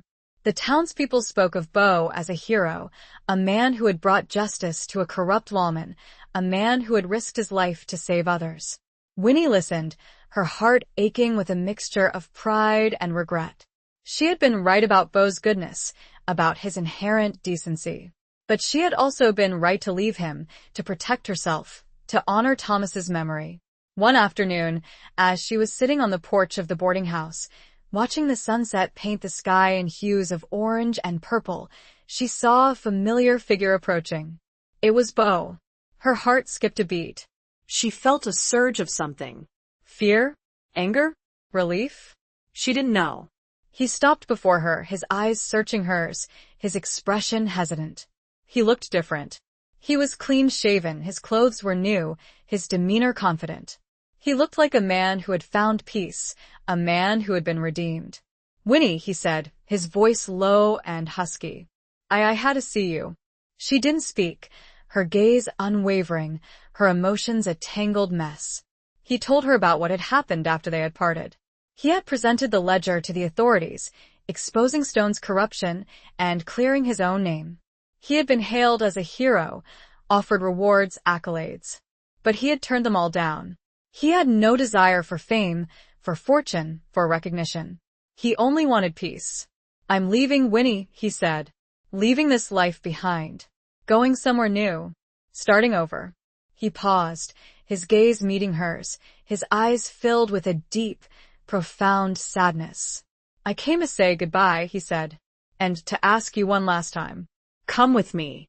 His words, his plea, hung in the air, a temptation, a challenge, a final chance. Winnie's mind raced. She thought of Thomas, of his memory, of her loyalty to him. She thought of her fear, her pain, her regret. But she also thought of Beau, of his kindness, his gentleness, his strength. She thought of the love she had felt for him, the connection, the hope for a future together. She looked at him, really looked at him.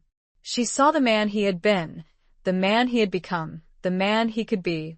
She saw the pain in his eyes, the vulnerability, the love. She realized that she had been wrong.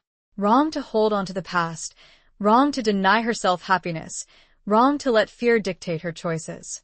She had been so focused on honoring Thomas's memory that she had forgotten to live her own life, to embrace her own future.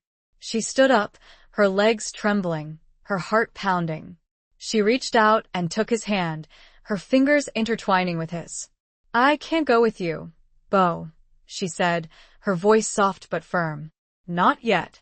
His expression fell, his eyes filled with disappointment. "But," she continued, her voice gaining strength, I can meet you. Somewhere. Sometime. When I'm ready." A glimmer of hope returned to his eyes. A flicker of a smile touched his lips. "Where?" he asked, his voice hesitant. She thought for a moment, her mind searching for a place, a symbol, a promise. "Serenity," she said. "The ghost town. Where we first met." He nodded, understanding. Serenity. The place where their journey had begun. The place where they had shared their first sunrise, their first unspoken bargain. "When?" he asked. "Spring," she said. "Next spring. When the desert blooms." It was a promise, a commitment, a leap of faith. It was a chance for a new beginning, a chance for healing, a chance for love.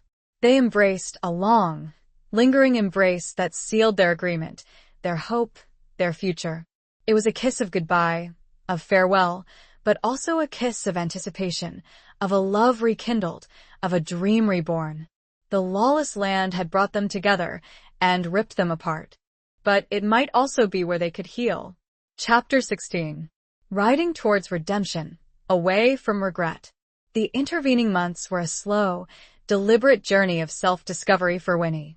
She stayed in Havenwood for a time, helping Martha at the boarding house, finding a quiet solace in a routine, in the simple acts of kindness and community. She made friends, formed connections, began to heal from the wounds of her past. She wrote to Beau, letters filled with reflections, with apologies, with tentative expressions of hope.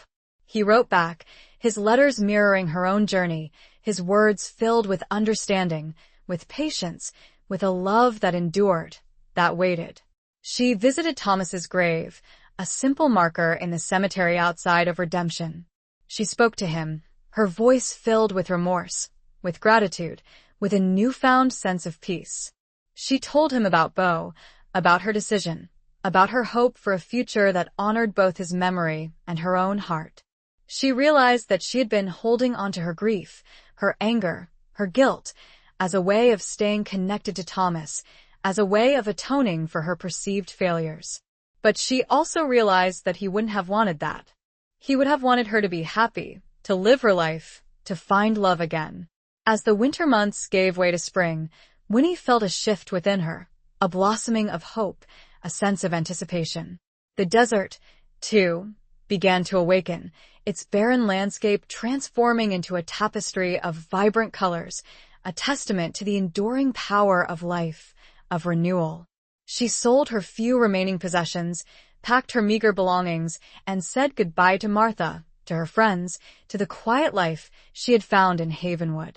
She purchased a sturdy horse, a reliable companion for her journey, and named her Hope. She rode towards Serenity, towards the ghost town where she had first met Beau, towards the place where their new life would begin. She rode with a sense of purpose, of excitement, of trepidation. She wasn't sure what awaited her, what challenges she would face, what the future held. But she knew she was ready. She had shed the burdens of her past, the shackles of her grief, the chains of her fear. She was riding towards redemption, towards a new beginning, towards love. The journey was long and arduous, but Winnie found a strength within her she didn't know she possessed. She navigated the rugged terrain, faced the challenges of the desert, her spirit undaunted, her determination unwavering. She thought of Beau, of his smile, his touch, his words of encouragement. She thought of the letters they had exchanged, the promises they had made, the hope they had shared. She thought of the future they would build together, a future rooted in honesty, in trust and love. As she neared Serenity, she saw a figure waiting for her, a tall, lean silhouette against the setting sun. It was Beau. Her heart leaped with joy, with relief, with love. She urged Hope to a faster pace, her eyes fixed on the man who had captured her heart, the man who had waited for her, the man who had given her a second chance. He met her halfway, his horse dancing with anticipation, his eyes shining with a love that mirrored her own. He reached out and took her hand, his grip firm and reassuring. "Winnie," he said, his voice husky with emotion. "You came." "I promised," she replied, her voice trembling with happiness. "I always keep my promises." They embraced a long, passionate embrace that sealed their reunion, their commitment, their love. It was a kiss of hello, of welcome, of a future that stretched before them, vast and unknown, but filled with promise. They had found love among the tumbleweeds and ghost towns. They rode toward the ruins of Serenity, side by side, their horses' hooves kicking up dust that mingled with the golden light of the setting sun. It was a new beginning, a fresh start, a chance to build a life together, a life free from the shadows of the past, a life filled with hope, with love, with redemption. They dismounted near the old saloon, the place where their journey had begun. The building stood in silent witness, its weathered timbers and broken windows a reminder of the fleeting nature of time, of the enduring power of love. Bo turned to face her. I've thought a great deal about what you said and did, and I've come to realize I'm at peace with it. I hope in time you will be, too. I am Bo. It took time, but I am. He reached into his saddlebag and pulled out a small, wooden box. It wasn't a box of remedies. This one looked brand new. He held it out to her. Winnie looked at it, puzzled. What's this? He smiled. Open it. She took the box and did as he requested. Inside, resting on a bed of soft, white cloth, was a single, perfect desert rose. She gasped. Oh, Bo. It's beautiful. He watched her face. It's called a desert rose. But that's not all it is. See how the petals are all twisted and turned? They're like that because it's actually two minerals, gypsum and barite, that formed together over time. Two different things that became something unique, something beautiful. Like us. Winnie looked up at him, understanding in her eyes. Like us, she repeated softly. He took her hand. They had a long road ahead of them, but they'd travel it together. Chapter 17. The silent language of forgiveness and hope. Serenity, bathed in the soft, golden light of early spring, was a far cry from the desolate, haunted place Winnie remembered. Wildflowers, splashes of vibrant color against the muted tones of the desert, bloomed in profusion, their delicate petals unfurling in the warmth of the sun. The air, once filled with the mournful sigh of the wind, now carried the sweet scent of blossoms, the buzzing of bees, the chirping of birds. Bo had been busy. He had cleared away some of the debris, repaired some of the buildings, creating a semblance of order, of home. He had even managed to coax a small garden into life, a patch of green amidst the ruins, a testament to his perseverance, his hope. Winnie watched him as he worked, his movements fluid and graceful, his face etched with a quiet contentment. He had found his peace, his purpose, his redemption.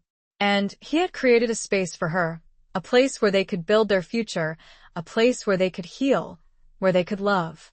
They spent their days exploring the surrounding area, rediscovering the beauty of the desert, the hidden canyons, the secret springs.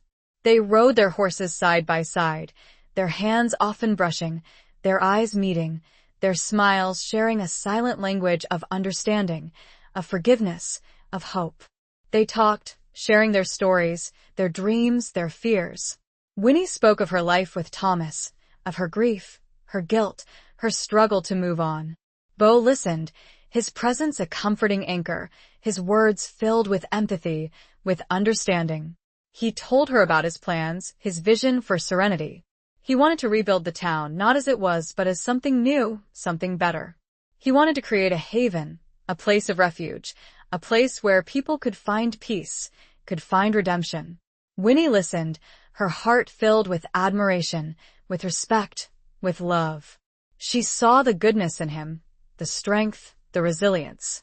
She saw the man he had become, the man he had always been, beneath the scars of his past.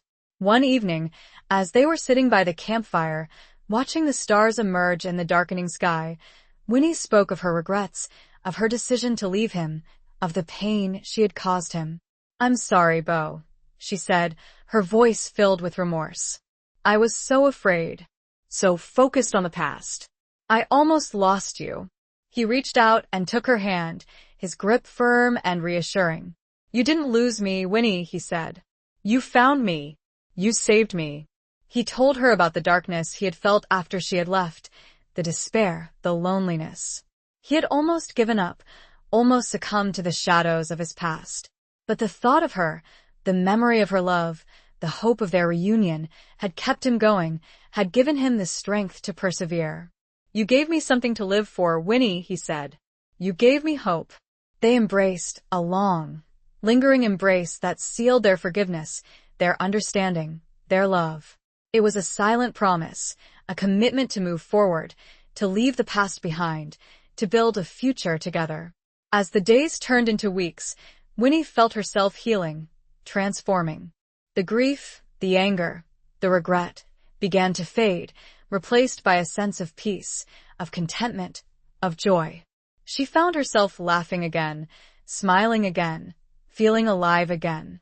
She helped Bo with his work, clearing debris, repairing buildings, planting seeds, her hands busy, her heart light. She discovered a new sense of purpose, a new sense of belonging. She was no longer the grieving widow, the lost soul, the fugitive. She was Winnie, a woman reborn, a woman in love, a woman with a future. One afternoon, as they were working in the garden, Winnie noticed a small, delicate flower blooming amidst the vegetables. It was a desert rose, its petals twisted and intertwined, a symbol of their journey, of their love. She remembered the box, the gift Bo had given her, the explanation he had offered. Two different things becoming something unique, something beautiful. Like them. She picked the flower, her fingers gently caressing its petals. She turned to Bo, her eyes shining with love, with gratitude.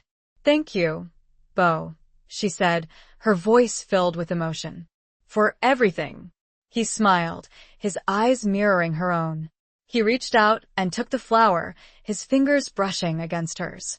He tucked it behind her ear, his touch gentle, his gaze filled with a love that transcended words, a love that spoke of forgiveness, of hope, of forever.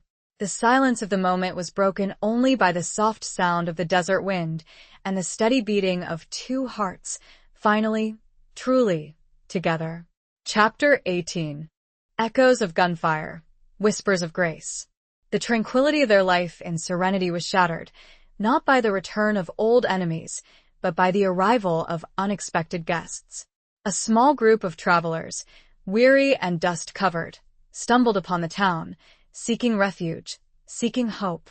They were a diverse group, a mix of families, loners, and dreamers, all drawn to the West by the promise of a new life, of opportunity, of redemption. They had heard rumors of a town being rebuilt, of a man who offered sanctuary, of a woman who offered kindness. Winnie and Bo welcomed them, offering them food, shelter, and a place to rest. They listened to their stories, their hopes, their fears. They shared their own experiences, their own struggles, their own journey of healing. Serenity, once a ghost town, began to come alive again, not with the raucous energy of its silver mining past, but with the quiet hum of community, of shared purpose, of hope. But the past, like a persistent shadow, had a way of lingering, of resurfacing when least expected. One evening, as the community gathered around a large campfire, sharing stories and laughter, a lone rider approached, his silhouette stark against the setting sun. Winnie felt a sense of unease, a prickle of apprehension. She recognized the rider, the way he sat his horse, the way he held himself. It was Billy, the former deputy, the man who had saved their lives in Oakhaven, the man who had disappeared to start a new life. He dismounted, his movements stiff and weary, his face etched with a mixture of guilt and fear. He looked at Bo, his eyes pleading. "I need your help," he said, his voice hoarse and trembling. They're coming for me." He explained that he had been tracked down by some of Stone's former associates, men who were seeking revenge, men who wanted to silence him, to prevent him from testifying against them. "They know about Serenity," he said. "They know about you." Winnie's heart sank. The peace they had found, the sanctuary they had built, was threatened. The echoes of gunfire, the whispers of violence, had returned. Bo listened, his expression hardening, his eyes filled with a familiar determination. He had faced danger before, had overcome adversity. He wouldn't let these men destroy what they had built, wouldn't let them harm the people who had placed their trust in him. "We'll fight," he said, his voice firm and resolute. "We'll protect Serenity." The community, though fearful, rallied around Bo and Winnie, their faces determined, their spirits undaunted. They had found a home in Serenity, a place of belonging, a place of hope. They wouldn't let it be taken away from them. They prepared for the confrontation, fortifying the town, gathering weapons, their movements practiced and efficient. They were not soldiers, not outlaws, but ordinary people, defending their homes, their families, their future. Winnie, though apprehensive, stood by Beau's side, her presence a source of strength, of courage. She had faced fear before, had overcome betrayal, had found her own resilience. She wouldn't cower, wouldn't run. She would fight. As darkness fell, the outlaws arrived, their horses thundering into the town, their guns blazing. The battle began, a chaotic clash of gunfire and shouts, of fear and determination. Winnie found herself in the thick of the fight, loading rifles, tending to the wounded, her actions driven by adrenaline, by a fierce protectiveness. She saw Beau, moving through the chaos, his presence a beacon of hope, his leadership inspiring those around him. The fighting was fierce and brutal, the echoes of gunfire reverberating through the night. But the people of Serenity held their ground, their courage fueled by their shared purpose, their determination to protect their home. Winnie, taking cover behind a water trough, saw a figure approaching her. She would never forget him as long as she lived. He looked like a demon bathed in hellfire. A huge man with a scarred face and dead eyes, clearly the leader. He raised his pistol, aiming it directly at her. She closed her eyes and waited for the inevitable. But instead of pain, there was a shout, a thud, and silence. She opened her eyes to find the scarred man crumpled on the ground, a knife protruding from his back. Standing above him was Beau. He offered her his hand. She grasped it gratefully and rose. As the night wore on, the tide of the battle began to turn. The outlaws, outnumbered and outmatched, began to retreat, their attack faltering, their spirit broken.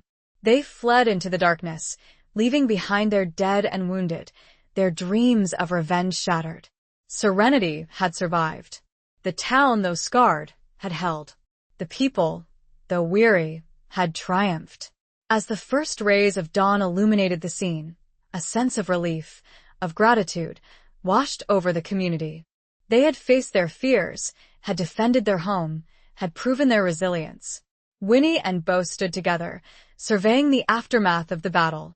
They were exhausted, emotionally drained, but their spirits were unbroken. They had faced the echoes of gunfire, the whispers of violence, and they had emerged victorious. They had built something special in Serenity, a community founded on forgiveness, on hope, on love. And they would continue to build, to grow, to thrive. They embraced, their love a testament to their strength, their resilience, their shared journey. The whispers of grace had drowned out the echoes of gunfire, at least for now. They had found their sanctuary. Chapter 19. A new dawn breaking over a troubled past. The days following the attack were filled with a quiet intensity. The people of Serenity worked together, repairing the damage, tending to the wounded, burying the dead. There was a sense of shared purpose, of strengthened bonds, of a community forged in the crucible of adversity. Winnie and Beau, their leadership tested and proven, guided the rebuilding efforts, their presence a source of comfort, of inspiration. They organized work details, distributed supplies, offered words of encouragement, their hands and hearts dedicated to the well-being of their community. The attack had been a harsh reminder of the fragility of their peace, of the ever-present threat of violence in this lawless land. But it had also served to strengthen their resolve, to solidify their commitment to serenity, to each other. As the town began to heal, to rebuild, Winnie and Beau turned their attention to the future. They had a vision for Serenity, a dream of a thriving community, a place of refuge, a place where people could find peace, could find redemption. They began to implement their plans, their ideas taking shape, their dreams becoming reality. They established a school, a small building where children could learn to read and write, where knowledge could flourish, where hope could take root. They built a clinic, a place where the sick and injured could receive care, where healing could begin, where compassion could prevail. They recruited a doctor, a young, idealistic man named Samuel, who had been drawn to Serenity by the promise of a new life, of a chance to make a difference. They encouraged trade, inviting merchants and craftsmen to settle in Serenity, creating a vibrant economy, a bustling marketplace, a place where people could exchange goods, could share their skills, could build a future. Serenity, once a ghost town, was becoming a vibrant community, a testament to the resilience of the human spirit, to the power of hope, of love. Winnie and Bo, their love deepened by their shared experiences, their bond strengthened by their trials, found themselves at the heart of this transformation. They were no longer just two individuals seeking solace, seeking redemption. They were leaders, partners, lovers, the heart and soul of Serenity. One evening, as they were sitting on the porch of their newly built home, watching the sunset paint the sky in hues of orange and purple, Bo turned to Winnie, his eyes filled with a deep, abiding love. "Winnie," he said, his voice husky with emotion, "will you marry me?" It was a question she had longed to hear, a question she had feared might never be asked. Tears welled up in her eyes, tears of joy, of gratitude, of love. "Yes, Bo," she whispered, her voice trembling with happiness. "Yes, I will." They embraced a long, passionate embrace that sealed their commitment, their future, their forever. It was a moment of pure, unadulterated bliss, a culmination of their journey, a promise of a life together, a life filled with love, with hope, with redemption. Their wedding was a simple, heartfelt ceremony held in the newly built town square, surrounded by the people of Serenity, the community they had built together, the family they had found. Martha, the kind boarding house owner from Havenwood, had traveled to Serenity to be with Winnie, her presence a comforting reminder of the past, of the journey that had led her here. Billy, the former deputy, had returned, his conscience cleared, his spirit renewed. He stood by Bo's side, a testament to the power of forgiveness, of second chances. Samuel, the young doctor, officiated the ceremony, his words filled with hope, with wisdom, with blessings for their future. Winnie and Bo exchanged vows, their voices filled with emotion, their eyes locked in a gaze of unwavering love. They promised to be there for each other, to support each other, to love each other, through all the joys and sorrows, through all the triumphs and tribulations that life might bring. As they kissed, sealing their vows, the people of Serenity cheered, their voices echoing through the town, a celebration of love, of hope, of a new dawn breaking over a troubled past. The sun was setting on the past, and while that past would always be part of them, it no longer defined them. The future was bright and vast and beautiful. Chapter 20. The final confrontation of hearts and horizons. Life in Serenity settled into a comfortable rhythm, a harmonious blend of hard work, shared laughter, and quiet contentment. The town continued to grow, attracting new settlers, drawn by the promise of a peaceful community, of opportunity, of a fresh start. Winnie and Bo, their love a constant source of strength and inspiration, guided Serenity's progress, their hands and hearts dedicated to the well-being of their community. They were respected, admired, loved, their leadership a testament to their resilience, their compassion, their unwavering commitment to their shared vision. But the past, like a persistent echo, had a way of returning, of demanding a final reckoning. News reached Serenity of a gathering storm, a resurgence of lawlessness in the surrounding territory. A new gang of outlaws, led by a ruthless and cunning man known only as Shadow, was terrorizing the region, their violence and brutality threatening the fragile peace that Serenity had so painstakingly built. Winnie and Bo knew that they couldn't ignore this threat, couldn't stand idly by while innocent people suffered. They had a responsibility to protect their community, to defend the values they had fought so hard to establish. They called a town meeting, gathering the people of Serenity in the town square, their faces etched with concern, with apprehension. Bo addressed the crowd, his voice firm and resolute. "We have faced challenges before," he said. "We have overcome adversity. We have built something special here, a community founded on peace, on justice, on hope. We will not let these outlaws destroy what we have created. We will not let them take away our future." His words were met with a chorus of agreement, a surge of determination, a renewed commitment to defend their home, their community, their way of life. They organized a defense, forming a militia, training the able-bodied men and women in the use of firearms, preparing for the inevitable confrontation. Bo, with his experience as a former lawman, led the training, his knowledge and skill proving invaluable. Winnie, though apprehensive, stood by Bo's side, her presence a source of strength, of courage. She organized the women, preparing supplies, tending to the wounded, offering words of comfort and support. As the days passed, the tension in Serenity grew. Scouts reported that Shadow's gang was drawing closer, their intentions clear: to raid the town, to plunder its resources, to crush its spirit.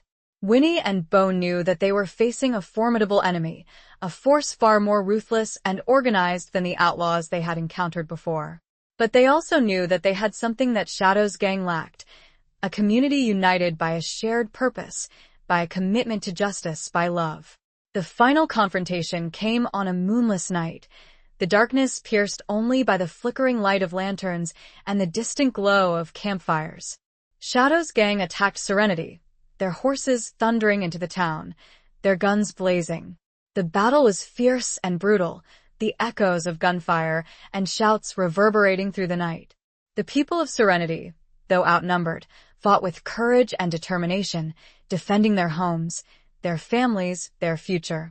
Winnie found herself in the thick of the fight, loading rifles, tending to the wounded, her actions driven by adrenaline, by a fierce protectiveness. She saw Bo, moving through the chaos, his presence a beacon of hope, his leadership inspiring those around him. He seemed to be everywhere. As the fighting raged, Winnie saw a figure approaching her, a shadowy form emerging from the darkness. It was Shadow, the leader of the outlaws, his face obscured by a bandana, his eyes cold and menacing. He raised his gun, aiming it directly at her. Winnie closed her eyes, bracing herself for the impact, for the end. But the shot never came. Instead, she heard a shout, a thud, and a cry of pain. She opened her eyes to see Bo standing before her, his body shielding hers, his hand clutching his chest. He had taken the bullet meant for her. Winnie screamed, her heart shattering into a million pieces. She knelt beside Bo, cradling his head in her lap, her tears streaming down her face. Bo, no, please, she cried, her voice choked with anguish. He looked at her, his eyes filled with pain, but also with love. Winnie, he whispered, his voice weak and raspy. I love you. His hand went limp, his eyes closed, his breath stilled. He was gone. Winnie's world crumbled around her. She had lost him, lost the man she loved, the man who had saved her, the man who had given her a second chance. But as the first rays of dawn illuminated the scene, Winnie realized that she would make it through. She found a strength in herself. Bo had taken a bullet for her, but he had also left her his courage. As she stared into the new day, she understood. This final confrontation of hearts and horizons was, in fact, not final at all. It was a new beginning. Epilogue. The sun rose over Serenity, casting a golden glow on the town, on the faces of the people who had gathered in the square. The battle was over. Shadow's gang had been defeated, their leader slain, their threat extinguished. But the victory had come at a terrible cost. Bo was gone. Winnie stood before the community, her heart heavy with grief, her body weary from the night's ordeal. But her spirit, though wounded, was not broken. She had lost Bo, but she had also found something within herself, a strength, a resilience, a determination she didn't know she possessed. She addressed the people of Serenity, her voice trembling at first, but gaining strength as she spoke. We have suffered a great loss, she said. We have lost a leader, a friend, a lover. Bo was the heart and soul of Serenity, the man who gave us hope, the man who showed us the way. She paused, her eyes filled with tears, but her gaze unwavering. But Bo's spirit lives on, she continued. It lives on in this town, in the community we have built together, in the values we have fought for. It lives on in our hearts. She spoke of Bo's vision for Serenity, of his dream of a thriving community, a place of refuge, a place where people could find peace, could find redemption. "We will honor Beau's memory," she said. "We will continue his work. We will build the future he envisioned, a future of hope, of justice, of love." Her words were met with a chorus of agreement, a surge of determination, a renewed commitment to carry on Beau's legacy, to make Serenity the place he had dreamed it could be. Winnie took on the mantle of leadership, guiding Serenity with the same wisdom, the same compassion, the same unwavering commitment that Beau had shown. She was not alone. The community rallied around her, offering their support, their strength, their love. Martha, the kind boarding house owner, remained in Serenity, becoming a surrogate mother to Winnie, a source of comfort and wisdom. Billy, the former deputy, found redemption in serving the community, becoming a trusted leader, a protector of Serenity's peace. Samuel, the young doctor, continued to heal the sick and injured, his compassion a testament to the enduring power of hope. Life in Serenity went on, not without sorrow, not without challenges, but with a newfound sense of purpose, of unity, of resilience. The town continued to grow, attracting new settlers, drawn by the promise of a peaceful community, of opportunity, of a fresh start. Winnie, though she never forgot Beau, though she carried his memory in her heart, found a measure of peace, of contentment. She found solace in serving the community, in carrying on his legacy, in building the future he had envisioned. One spring morning, years after Beau's death, Winnie walked to the edge of town, to the place where the desert bloomed in a riot of color. She carried with her a small, wooden box, the box that Beau had given her, the box that contained the desert rose. She knelt down, her fingers tracing the contours of the flower, its petals twisted and intertwined, a symbol of their journey, of their love. She remembered Beau's words, his explanation of the two minerals, forming something unique, something beautiful. She smiled, a bittersweet smile, her eyes filled with tears, but also with gratitude. She had loved and lost, had grieved and healed, had found strength in adversity, had found hope in the midst of despair. She had lived a full life, a life filled with challenges, with triumphs, with love. And she knew that Beau, though gone, was still with her, in her heart, in her spirit, in the legacy they had built together.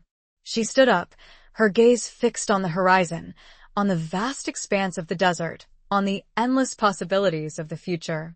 She was no longer the grieving widow, the lost soul, the fugitive. She was Winnie, a woman of strength, of resilience, of hope. And as she stood there, bathed in the golden light of the rising sun, she knew that her journey, though marked by sorrow, had also been filled with grace. And she knew that, wherever life might lead her, she would always carry with her the memory of Beau, the love they had shared, the legacy they had built together, in the heart of Serenity. The little pup she'd saved, Lucky, had long since passed, but several mixed-breed dogs that bore a striking resemblance to him were curled up at her feet. They represented a connection to the past and a promise for the future. Winnie smiled, a deep, genuine smile that reached all the way to her eyes. The end.